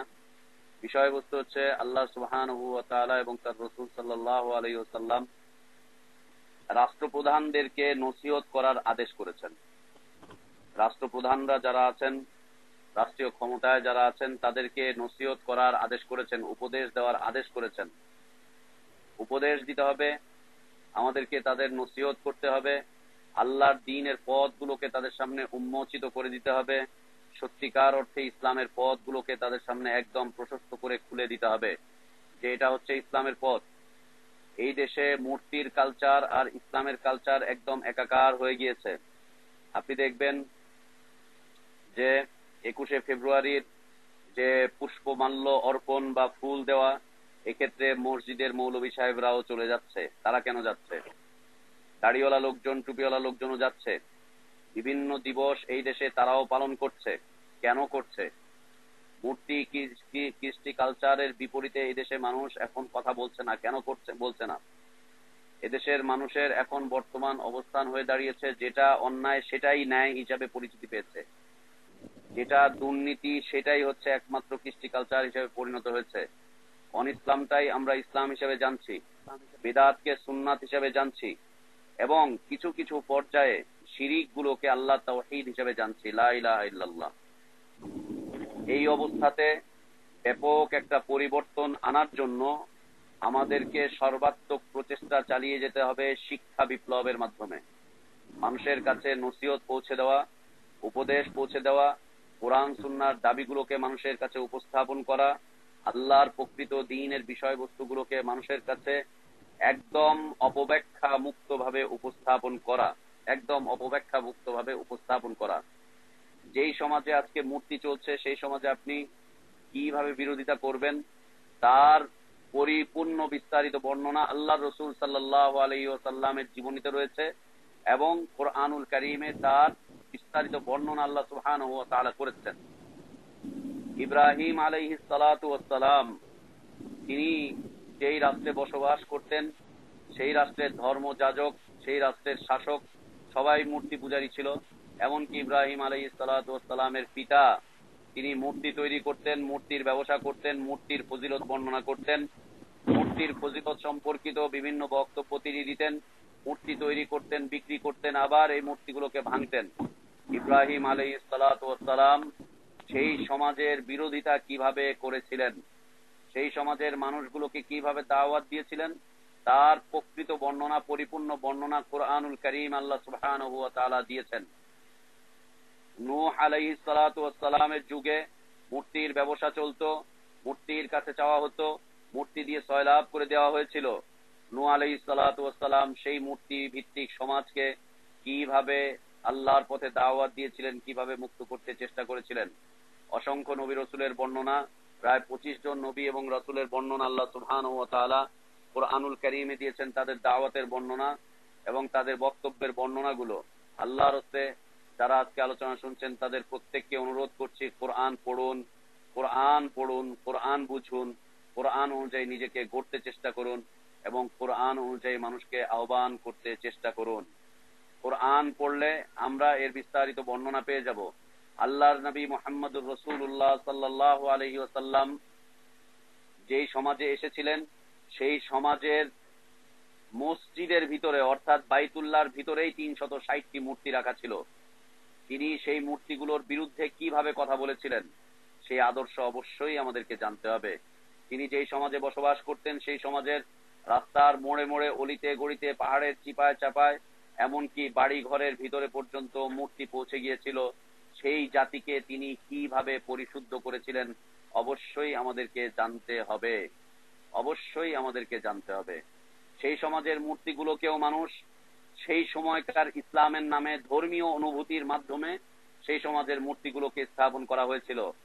আজও আমাদের দেশে ইসলামের নামেই এই মূর্তিগুলোকে বিভিন্ন জায়গায় বিভিন্ন কৃষ্টি কালচারের সাথে মিলিয়ে দেওয়া হচ্ছে। এই পরিস্থিতিতে আল্লাহ রসুল সাল্লাল্লাহু আলাইহি ওয়াসাল্লাম কি করেছিলেন, কি বিরোধিতা করেছিলেন, কতটুকু বক্তব্য রেখেছিলেন, কতটুকু কথাবার্তা তিনি বলেছিলেন, কোন পদ্ধতিতে বলেছিলেন, এগুলো অবশ্যই আমাদেরকে কোরআন এবং সহিহ সুন্নাহ থেকে অধ্যয়ন করতে হবে। সম্মানিত উপস্থিতি এবং আমার প্রিয় ভাই যিনি প্রশ্ন করেছেন, আমি আল্লাহর হস্তে অনুরোধ করব, আল্লাহ রসুল সাল্লাল্লাহু আলাইহি ওয়াসাল্লামের দাওয়াতের নীতিমালা একটুখানি পড়ার চেষ্টা করি আমরা সবাই। কোরআন থেকে নবীদের দাওয়াতের নীতিমালা, নবীদের দাওয়াতি বক্তব্য, নবীদের দাওয়াতি পথ পদ্ধতি, নবীদের দাওয়াতের বিষয়বস্তু, এগুলো যদি আমরা কোরআন থেকে পড়ি এবং রাসূল সাল্লাল্লাহু আলাইহি ওয়াসাল্লামের হাদিস থেকে পড়ি তাহলে আমাদের সামনে এই বিষয়টি একদম স্পষ্ট হয়ে যাবে। আল্লাহ রসুল সাল্লাল্লাহু আলাইহি ওয়াসাল্লাম যে রাষ্ট্রে বসবাস করেছিলেন সেই রাষ্ট্রের প্রধান থেকে নিয়ে একেবারে নিম্ন শ্রেণী পর্যন্ত সবাই মূর্তি পূজক ছিল। মূর্তি ঢুকাতে ঢুকাতে শেষ পর্যন্ত বাইতুল্লাহর মতো পবিত্র জায়গাতেও 360টি মূর্তি তারা সেখানে প্রবেশ করিয়েছিল। আল্লাহ রসুল সাল্লাল্লাহু আলাইহি ওয়াসাল্লাম কোন পদ্ধতিতে সেগুলোকে মুক্ত করেছিলেন, সেই ঘরগুলোকে, সেই রাস্তাগুলোকে কোন পদ্ধতিতে মুক্ত করেছিলেন, সর্বশেষ কি কাজ করেছিলেন, সর্বপ্রথম তিনি কি কাজ করেছিলেন, তার প্রথম বক্তব্য কি ছিল, তার মিড লাইনে কি বক্তব্য ছিল, তার হট লাইনে কি বক্তব্য ছিল, সর্বশেষ তার বক্তব্য কোন পদ্ধতিতে হয়েছে এবং সর্বশেষ তিনি যে কাজগুলো করেছিলেন সেই কাজগুলো কোন পরিস্থিতিতে পড়ে করেছিলেন, কোন অবস্থানে গিয়ে করেছিলেন, সেই বিষয়গুলোকে আমাদেরকে জানতে হবে কোরআন হাদিস থেকে। সামনে এই বিষয়ে বিস্তারিত আলোচনা আসবে ইনশাআল্লাহ। আল্লাহ আমাদেরকে ধৈর্যের সাথে অপেক্ষা করার তৌফিক দান করেন, আল্লাহ আমাদেরকে বোঝার তৌফিক দান করেন। আল্লাহুম্মা আমিন। জাযাকাল্লাহ খাইরান। সিস্টেমটা আসসালামু আলাইকুম ওয়া রাহমাতুল্লাহ। আচ্ছা, চেষ্টা করেন।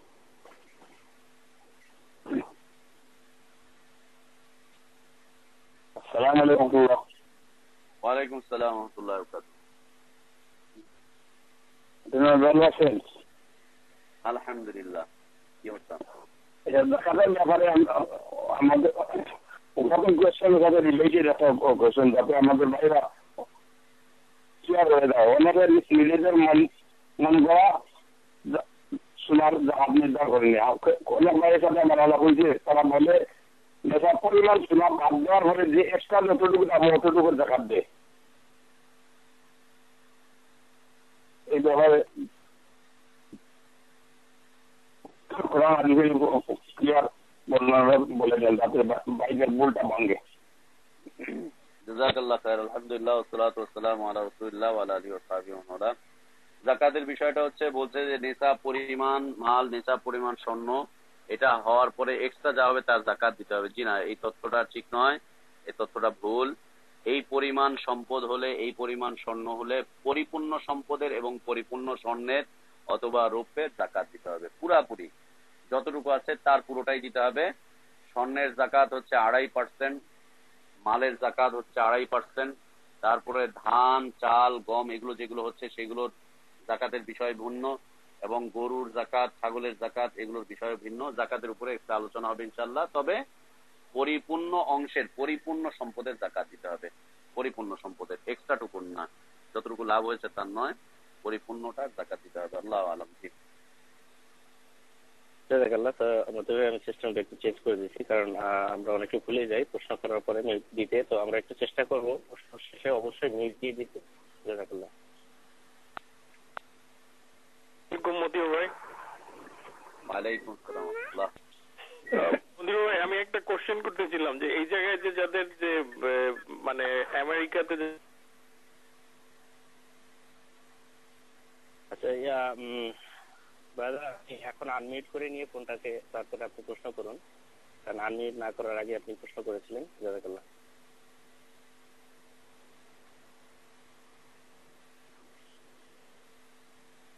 সোহেল ভাই, আপনার ফোনটাকে *6 দিয়ে আনমিউট করে নেন।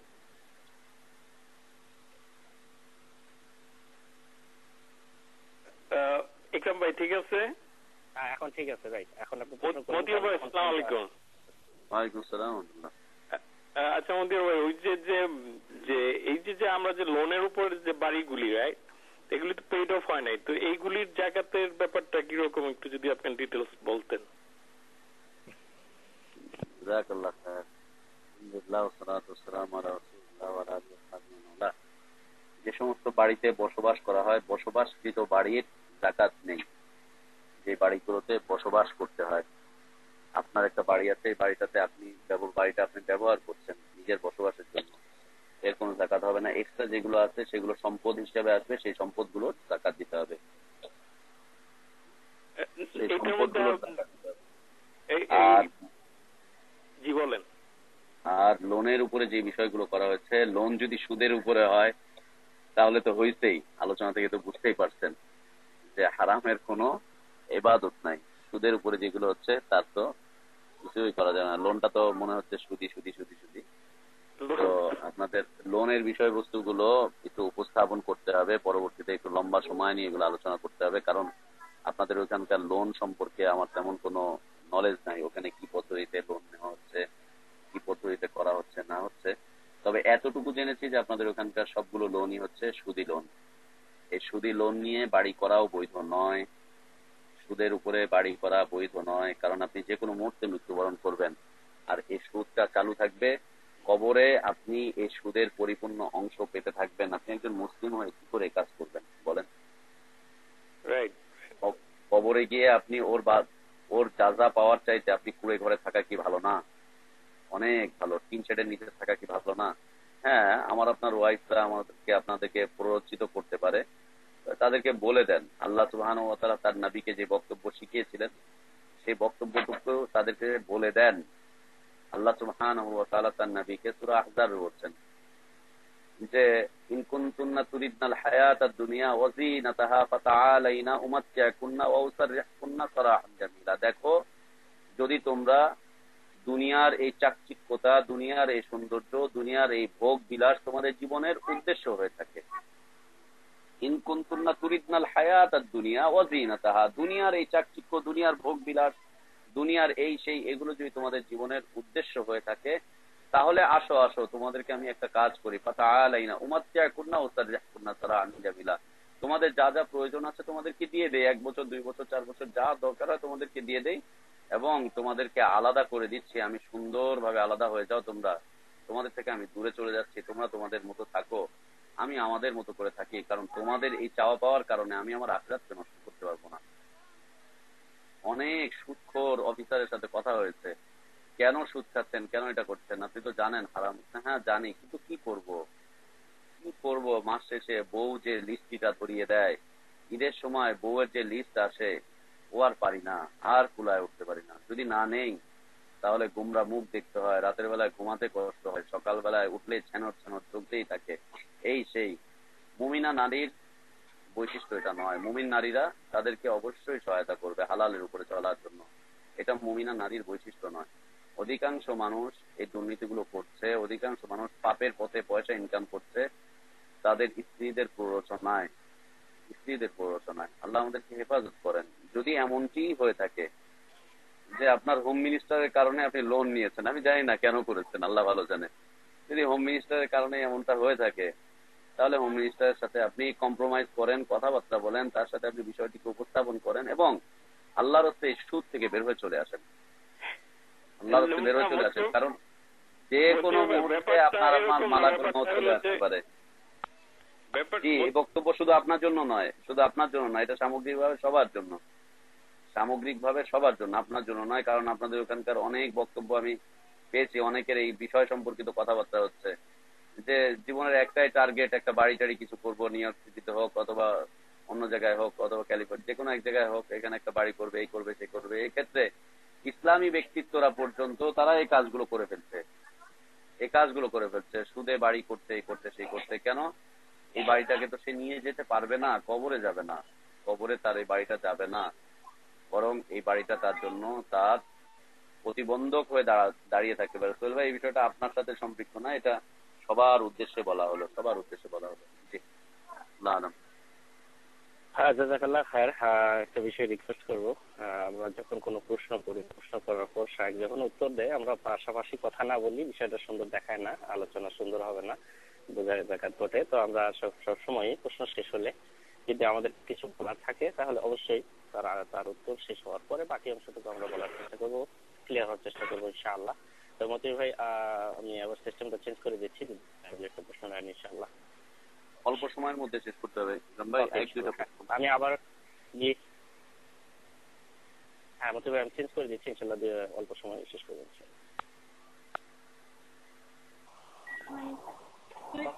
ভাই আসসালামু আলাইকুম। ওয়ালাইকুম আসসালাম ওয়া রাহমাতুল্লাহ। সরি ব্রাদার এবং সিস্টার, আমি আসলে একটা বিষয় আবারও বলবো, আমি কথা না বলার আগে আপনারা প্রশ্ন করেন না, কারণ সিস্টেম যখন আনমিউট করা হয় ওই মুহূর্তে যদি প্রশ্ন করেন তাহলে আপনার পরে বন্ধ হয়ে যাবে, কারণ আমি মিউট করে দিচ্ছি, না হলে ব্যাকগ্রাউন্ড নয়েজ থাকবে, তাই মিউট করতে হয়। তো এখন আপনারা স্টার 6 প্রেস করে আপনারা প্রশ্ন করুন। জাযাকাল্লাহ। ওয়ালাইকুম আসসালাম। ভাইয়া, আমার একটা প্রশ্ন হচ্ছে যে জাকাতের ব্যাপারে, যেমন এখানে অনেক আলেম ওলামা আছে যারা ফতোয়া দেয় আর কি, যে জাকাত, গোল্ডের জাকাত যদি কেউ কোনো গোল্ড কিনে তো ওইটা নাকি 1 বছর পর্যন্ত ইউজ করতে হবে, অথবা 1 বছর হওয়ার পরে ছাড়া এটা জাকাত দিতে পারবে না। আর ওই যার কাছে গোল্ড আছে তার নাকি লোন থাকলে বা দেনা পাওনা থাকলে তার জাকাত দিতে হবে না, তার উপর জাকাত নাকি তখন ফরজ থাকে না। এটা কি সত্য? আর আরেকটা হচ্ছে যে এখানে কিছু আমাদের এখানে তো কানাডার মধ্যে জোরে আজান দেওয়ার কোনো সিস্টেম নাই, তো অনেক রকম ওই ঘড়ি আছে আর কি, যে টাইম মতো এখানে ঘরের মধ্যে আজান বাজে, অ্যালার্মের মতো অনেকটা। তো অনেকে বলে এই সমস্ত ঘড়ি যদি ঘরের মধ্যে থাকে, ঘরের মধ্যে যদি আজান দেওয়া হয় তাহলে নাকি ওটা মসজিদের সমান হয়, তাহলে নাকি গুনাহ হবে। এটা কি সত্য? জি, জাযাকাল্লাহ। জাযাকাল্লাহ খাইর। আলহামদুলিল্লাহ ওয়াসসালাতু ওয়াসসালামু আলা রাসূলিল্লাহ ওয়া আলা আলিহি ওয়া সাহবিহি ওয়া মান ওয়ালা। এক নম্বর বিষয় যে স্বর্ণ আছে, এই স্বর্ণটা 1 বছর না হলে জাকাত দিতে হবে না। জি, বিষয়টা সঠিক। যে কোনো মাল 1 বছর পূর্ণ হতে হবে। মনে করেন আজকে আপনি 8 ভরি স্বর্ণ কিনবেন, 8 ভরি স্বর্ণ যখন কিনেছেন তখনই আপনি জাকাতের অধিকারী হয়ে গিয়েছেন। এই স্বর্ণটা যদি 1 বছর পর্যন্ত, আজকে 25 তারিখ, এই 25 তারিখ থেকে নিয়ে আগামী বছরের এই 25 তারিখে 1 বছর হয়ে যাবে, এই সারা বছর যদি এই সম্পদটুকু আপনার কাছে থাকে তাহলে তার জাকাত দিতে হবে। আর মনে করেন আজকে কিনেছেন, কালকে যে কোনো প্রয়োজনে আপনি বিক্রি করে দিয়েছেন, যে কোনো প্রয়োজনে অসুস্থ হয়ে পড়েছেন, সম্পদ বিক্রি করে তখন মানুষ চিকিৎসা করতে হচ্ছে, অথবা কোনো দরিদ্র মানুষ চলে এসেছে তার জন্য আপনাকে এই সম্পদটুকু ব্যয় করতে হচ্ছে, তখন আপনি স্বর্ণটুকু দিয়ে দিয়েছেন তাকে। স্বর্ণটা যখন দিয়ে দিয়েছেন তখন তার জাকাতটা কি করে আসে? সম্পদ তো নেই আপনার কাছে, সম্পদের উপরে জাকাত হবে। সম্পদটা যদি 1 বছর রান করে চলে আসে, 1 বছর যদি থাকে, তাহলে 1 বছরের মাথায় আপনাকে জাকাত দিতে হবে। 1 বছরের মাথায়, 1 বছরের মাথায় জাকাত দিতে হবে। এটা হচ্ছে নিসাব, এটা হচ্ছে নিসাব। 1 বছর পুরা হয়ে যেতে পারে, হয়ে যাওয়ার পর এটা করতে হবে। যদি 1 বছরের মধ্যে সেই সম্পদ শেষ হয়ে যায়, মনে করেন নদীর পাড়ে আপনি একটা বিশাল বাগান বাড়ি করে ফেলেছেন, বাগান বাড়ি করেছেন, খুব আরাম করে থাকবেন, এই সেই হঠাৎ করে নদী ভাঙ্গন শুরু হলো, পুরোটা ভেঙে চুরে শেষ হয়ে গেল, তখন আপনি তার জাকাতটা দিবেন না করে। 1 বছর পুরা হয়ে আসতে হবে। এটা হচ্ছে ইসলামের সিস্টেম। দ্বিতীয় বিষয় হচ্ছে যে আপনার কাছে সম্পদও আছে আবার ঋণও আছে, তখন আপনার জাকাত কি হবে? জি, এটা ইসলামের নীতিমালা নয়, এটা ইসলামের নীতিমালা নয় যে সম্পদও থাকবে আবার ঋণও থাকবে। বরং আপনার যদি ঋণ থাকে তাহলে সম্পত্তি বিক্রি করে আপনাকে ঋণ পরিশোধ করতে হবে। কারণ ঋণ থাকা অবস্থায় আপনি যদি মারা যান, যতক্ষণ পর্যন্ত ঋণ পরিশোধ না করা হবে ততক্ষণ পর্যন্ত আপনি জান্নাতে যেতে পারবেন না, আপনি ঝুলন্ত অবস্থায় থাকবেন। এমন কি কেউ যদি আল্লাহর রাস্তায় শাহাদাত বরণ করে, মৃত্যুবরণ করে শহীদ হয়ে যায়, আর যদি তার ঋণ থাকে তাহলে সে জান্নাতে যেতে পারবে না। শহীদ বিনা হিসাবে জান্নাতে যাবে, কিন্তু শুধুমাত্র ঋণ। এটা হচ্ছে একটা তাল বাহানা জাকাত না দেওয়ার জন্য। ভাই আমার অনেক টাকা ঋণ আছে, আমি কি করে জাকাত দিব? অথচ দেখা যাচ্ছে আরেক জায়গায় সম্পদের পাহাড়ও গড়ে রেখেছে। আল্লাহ রসুল সাল্লাল্লাহু আলাইহি ওয়াসাল্লাম ঋণগ্রস্ত ব্যক্তিদের জানাজা পড়াতেন না। সাহাবীদেরকে বলতেন তোমরা তোমাদের ভাইয়ের জানাজা পড়িয়ে দাও, এবং ঋণ মওকুফ করার জন্য, ঋণ থেকে মুক্ত হওয়ার জন্য সাহাবীরা চাঁদা উঠিয়ে তাদের ভাইদের ঋণকে পরিশোধ করতেন, তারপরে রাসূল তাদের জানাজার সালাত পড়াতেন। এজন্য সম্পদও জমা করবে, আবার ওদিকে ঋণও থাকবে, এটা হচ্ছে তাল বাহানা জাকাত না দেওয়ার জন্য। বিষয়টা এমন নয়। আপনার যখন ঋণ আছে, আপনি আপনার সব সম্পত্তি বিক্রি করে হলেও ঋণকে পরিশোধ করেন। তার কারণ হচ্ছে আপনি সম্পদগুলোকে জমা করে রেখে দিয়ে চলে যাবেন, আর ঋণ থাকবে, আপনি তো জান্নাতে প্রবেশ করতে পারবেন না। এগুলো হচ্ছে তাল বাহানা, এগুলো থেকে বিরত থাকতে হবে। ঋণ আগে পরিশোধ করতে হবে, তারপর যদি সম্পদকে আপনি জমা করতে পারেন করবেন, যদি জমা করতে না পারেন জমা করবেন না। আগে ঋণকে পরিশোধ করে দিতে হবে। ঋণ দেখিয়ে যাকাতকে মিস করা এটা ঠিক নয়, এটা উচিত নয়। এগুলো তাল বাহানা, এগুলো করা যাবে না। 3 নম্বর বিষয় হচ্ছে যে অ্যালার্ম ঘড়িগুলোর আজান, এটা কতটুকু যুক্তিযুক্ত কিনা। ওটা অ্যালার্ম হিসাবেই আপনি ব্যবহার করতে পারেন, ওইটা সালাতের ওয়াক্তের আজানের সাথে সম্পৃক্ত নয়। সালাতের ওয়াক্তের আজানের জন্য মুয়াজ্জিন নির্ধারিত হতে হবে, মুয়াজ্জিন আজান দিবে। ওয়াক্ত যখন আসবে যে কোনো একজন মানুষ তার আওয়াজকে উঁচু করবে অথবা নিম্ন স্বরেও দিতে পারে। যে সমস্ত দেশে মাইক ব্যবহার করার অনুমতি নেই, সেই সমস্ত দেশে সালাতের যে স্থানগুলো রয়েছে, মসজিদগুলো রয়েছে, ওখানে দাঁড়িয়েই আজান দিবে, ওই ঘরের ভিতরেই যাতে আওয়াজ পৌঁছে যায়। মানুষগুলো টাইম দেখে দেখে তাদের সালাত গুলোকে আদায় করে নিবে। যদি আজান দেওয়ার বৈধতা থাকে তাহলে আজান দিবে, যদি বৈধতা না থাকে তাহলে তাদের যতটুকু সাধ্য আছে ততটুকু করবে। কিন্তু অ্যালার্ম ঘড়িগুলো ওইটা আজান হিসাবে হবে না, ওইটা শুধুমাত্র অ্যালার্ম হিসাবেই কাজ করবে। আজান হতে হলে জীবিত ব্যক্তির কণ্ঠের আওয়াজ আসতে হবে। জীবিত ব্যক্তি আজান দিবে ওয়াক্ত হওয়ার পরে। আল্লাহ আমাদেরকে বোঝার তৌফিক দান করেন। আল্লাহু আলাম। জাযাকাল্লাহ। আমাদের একটা ব্রাদার সিস্টারের আগে প্রশ্ন করছিল, এটা কি নেবেন? এটা লাস্ট প্রশ্ন হবে। তার পূর্বে জাস্ট আমি একটা বিষয় বলতে যাচ্ছি যে হয়তো অনেকে বিষয়টা বুঝতেছি না। আমরা যখন স্টার 6 প্রেস করে আমরা যেভাবে ফোনটাকে আনমিউট করি, ঠিক প্রশ্ন শেষ হলে আবারও স্টার 6 প্রেস করে আমাদের ফোনটাকে মিউট করতে হবে। কারণ এই মুহূর্তে আমি লক করেছি এই কারণে যে কথাগুলো রিপিট হচ্ছে, কারো ফোন আনমিউট ছিল। তো আমরা যদি এট এ টাইম কারো ফোন আনমিউট হয়ে যায়, ফার্দার নেক্সট টাইমে যখন আমাদের প্রশ্ন হবে ইনশাআল্লাহ আমরা চেষ্টা করব যেন ফোনগুলোকে মিউটে রাখার জন্য আর সকলের সুবিধা আছে। জাযাকাল্লাহ। তো আমি সিস্টেম চেঞ্জ করে দেওয়ার পরে যে ব্রাদার প্রশ্ন করতেছিলেন, সিস্টারের আগে সালাম দিয়েছিলেন, আপনি লাস্ট প্রশ্ন করবেন ইনশাআল্লাহ। আর বাকি যাদের প্রশ্ন রয়ে গেল ইনশাআল্লাহ আমরা পরবর্তীতে জানার চেষ্টা করবো। জাযাকুমুল্লাহ খায়রান। আর আরেকটা বিষয় আবারও স্মরণ করে দিচ্ছি যে সিস্টাররা এখানে হয়তো অনেক সময় অনেক পার্সোনাল প্রশ্ন করতে পারেন না, বিধায় আমরা নাম্বার প্রোভাইড করেছি। আপনারা শাইখের নাম্বারে আপনারা প্রশ্ন করতে পারবেন, আমি কল করতে পারবেন, কল করে প্রশ্ন করতে পারবেন। আমি কনফারেন্স শেষ করার পূর্বে আবার নাম্বারটা বলবো ইনশাআল্লাহ। তো আমি আবার সিস্টেম চেঞ্জ করে দিচ্ছি, ব্রাদার প্রশ্ন করবেন।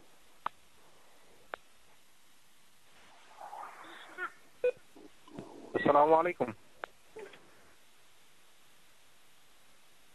হ্যাঁ ব্রাদার, আমি এখন বলছি, আপনি প্রশ্ন করুন। জাযাকাল্লাহ। কারণ সিস্টেম লক করা হয়নি এখন থেকে। আসসালামু আলাইকুম মতিউর রহমান ভাই। আসসালামু আলাইকুম। আসসালামু আলাইকুম। ওয়ালাইকুম আসসালাম ওয়া রাহমাতুল্লাহ। জি আল-আউয়ালু ফাল-আউয়াল, যে আগে সে আগে। জি আজকের আলোচনার বিষয়ের উপরে একটা প্রশ্ন ছিল যে, শুনতে পাচ্ছেন? জি জি শুনছি।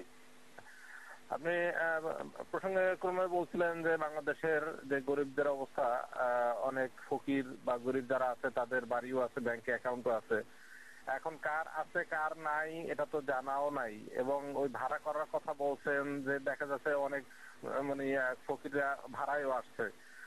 এক্ষেত্রে কি হুকুম আছে? তারা যদি চায় আল্লাহর ওয়াস্তে চাউক আর এমনি চাউক, তাদেরকে দিব কি দিব না, বা সেটার হুকুম কি?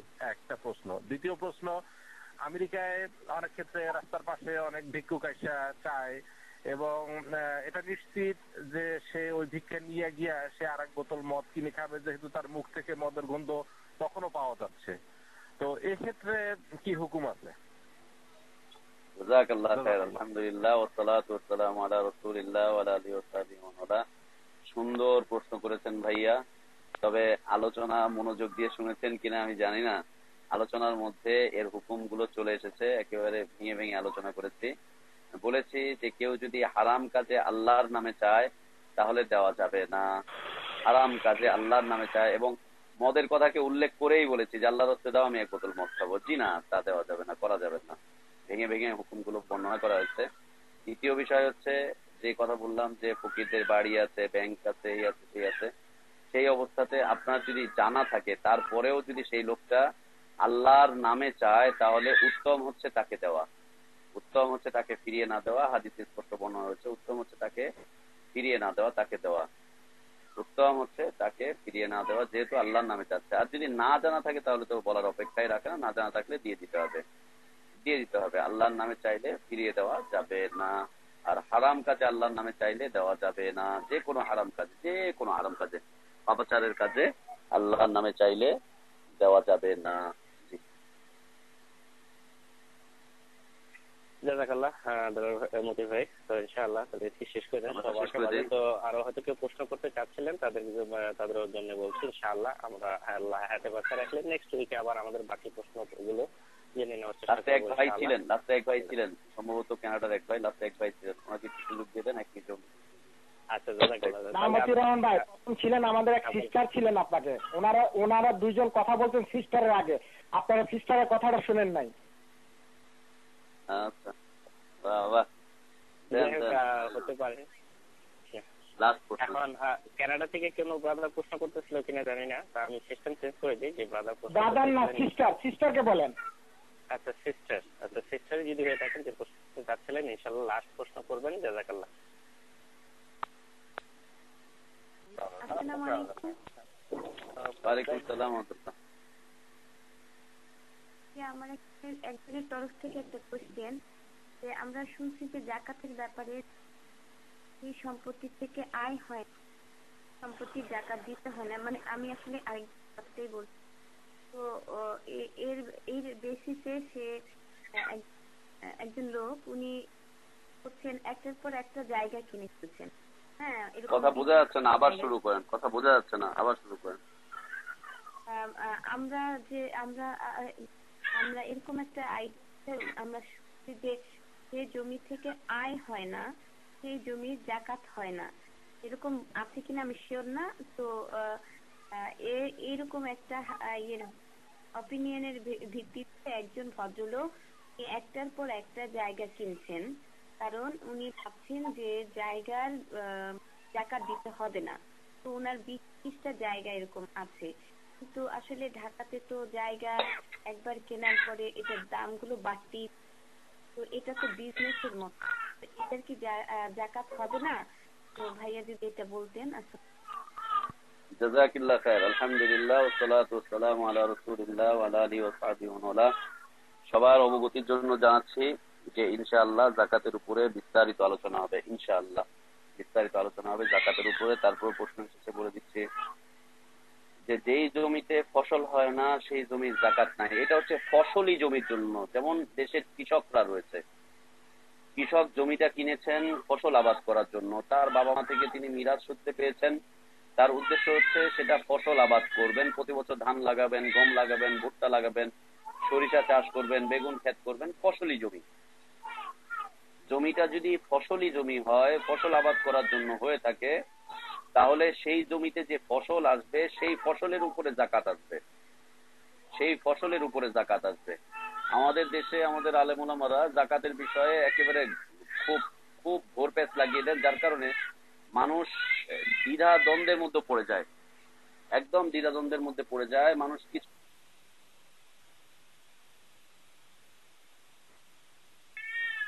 তো তো একেবারে ঘুরপিস লাগিয়ে দিচ্ছে যে ব্যবসার মালের সাথে স্বর্ণ, স্বর্ণের সাথে রূপা, রূপার সাথে ফসল, ফসলের সাথে গরু ছাগল, গরু ছাগলের সাথে আবার জমিন, এটা সেটা সবগুলোকে একসাথে পেঁচিয়ে ফেলার কারণে জাকাতের বিষয়ে সুষ্ঠু সমাধানে আসতে পারছে না। এটা একটা সমস্যা। তো জাকাতের বিষয়ে কোরআন হাদিস যদি আমরা অধ্যয়ন করি তাহলে দেখবো প্রত্যেকটা বিষয়কে আল্লাহ রাসূল সাল্লাল্লাহু আলাইহি ওয়াসাল্লাম আলাদা আলাদা করে বর্ণনা করেছেন। ফসলি জমির জাকাত কি হবে, অন্য প্রকার জমির জাকাত কি হবে, যেই জমিতে সেচ দেওয়ার প্রয়োজন হয় সেই জমির জাকাত কি হবে, যে জমিতে সেচ দেওয়ার প্রয়োজন নাই সেই জমির জাকাত কি হবে, ব্যবসার মালের জাকাত কি হবে, স্বর্ণের জাকাত কি হবে, রূপার জাকাত কি হবে, সম্পত্তির জাকাত কি হবে, উটের জাকাত কি হবে, গরু ছাগলের জাকাত কি হবে। আল্লাহ রাসূল সাল্লাল্লাহু আলাইহি ওয়াসাল্লাম একদম আলাদা আলাদা করে বর্ণনা করে দিয়েছেন। হাদিসের আলাদা আলাদা বর্ণনা রয়েছে, একদম আলাদা। তো সেক্ষেত্রে যেটা বলছিলাম সেটা হচ্ছে যে ফসলি জমি, যেই জমিগুলোতে ফসল আবাদ করার জন্য যে জমিগুলো কেনা হয়েছে সেই জমিতে ফসলের উপরে জাকাত আসবে, যাকে ওসর বলা হচ্ছে। ওসর বলা হয় আমাদের দেশে, ওসরটা হয়তো আপনারা শুনে থাকবেন। তো ফসলি জমিতে যদি ফসল আবাদ না হয় তাহলে সেই ফসলের উপরে জাকাত আসবে না। এগুলো হচ্ছে ফসলি জমির হুকুম। আর যেই লোকটা এই তাল বাহানা করে জমি কিনে কিনে কিনে কিনে রেখে দিচ্ছে সে হচ্ছে ধোঁকাবাজ। সে ধোঁকাবাজ, সে আল্লাহকে ধোঁকা দেওয়ার জন্য চেষ্টা করছে। আল্লাহকে সে ধোঁকা দেওয়ার জন্য চেষ্টা করছে, সে নিজেই ধোঁকার মধ্যে পড়ে যাচ্ছে। ওয়ামাকারু ওয়ামাকারাল্লাহু ওয়াল্লাহু খায়রুল মাকিরিন ইউখাদিউনা আল্লাহ ওয়াল্লাযীনা আমানু ওয়া মা ইয়াখদাউনা ইল্লা আনফুসাহুম ওয়া মা ইয়াশউরুন। সে আল্লাহকে এবং মুমিনদেরকে ধোঁকা দেওয়ার জন্য চেষ্টা করছে, সে নিজেই নিজেকে ধোঁকার মধ্যে ফেলে দিচ্ছে। জিনা, এটা ধোঁকাবাজি, এটা চালবাজি, এটা করা কখনোই উচিত নয়। সে যে জমিগুলো কিনে রাখছে, এই জমিগুলো যদি সে যাকাত থেকে বাঁচার জন্য কিনে থাকে তাহলে কিয়ামতের দিন তাকে আল্লাহ সুবহানাহু ওয়া তাআলা সাপ দিয়ে পেঁচিয়ে দিবেন। কোরআন কারীমে সূরা তাওবা এর বর্ণনা এসেছে, তার এই মালগুলো সাপ হয়ে তাকে একেবারে পেঁচিয়ে ধরবে, ছোবল মারতে থাকবে এবং বলবে এটা হচ্ছে তোমার সেই সম্পদ যাকে তুমি জমা করে রেখেছিলে বিভিন্ন অজুহাত দিয়ে। আল্লাহ তাআলা আমাদেরকে হেফাজত করেন, আল্লাহ আমাদেরকে হেফাজত করেন এই সম্পদের এই সমস্ত অনিষ্টতা থেকে, এই সমস্ত ফিতনা থেকে আল্লাহ সুবহানাহু ওয়া তাআলা আমাদেরকে হেফাজত করেন। আল্লাহুম্মা আমিন। আল্লাহ আমাদেরকে যাকাত আদায় করার তৌফিক দান করেন, মিসকিনদেরকে খাদ্য দেওয়ার তৌফিক দান করেন, নিজের খাবার থেকে ভাগ করে মিসকিনদেরকে দেওয়ার তৌফিক আল্লাহ আমাদেরকে দান করেন, নিজের সম্পত্তি থেকে মিসকিনদেরকে ভাগ দেওয়ার তৌফিক আল্লাহ আমাদেরকে দান করেন। আল্লাহুম্মা আমিন। আজকে আমরা এখানেই শেষ করি। জি মতি ভাই। সাল্লাল্লাহু ওয়াসাল্লাম ওয়া বারাকা আলা নবিয়িনা মুহাম্মদ ওয়া আলা আলিহি ওয়া আসহাবিহি আজমাইন। সুবহানাকা আল্লাহুম্মা ওয়া বিহামদিকা আশহাদু আল লা ইলাহা ইল্লা আনতা আস্তাগফিরুকা ওয়া আতুবু ইলাইক। আসসালামু আলাইকুম ওয়া রাহমাতুল্লাহি ওয়া বারাকাতুহু।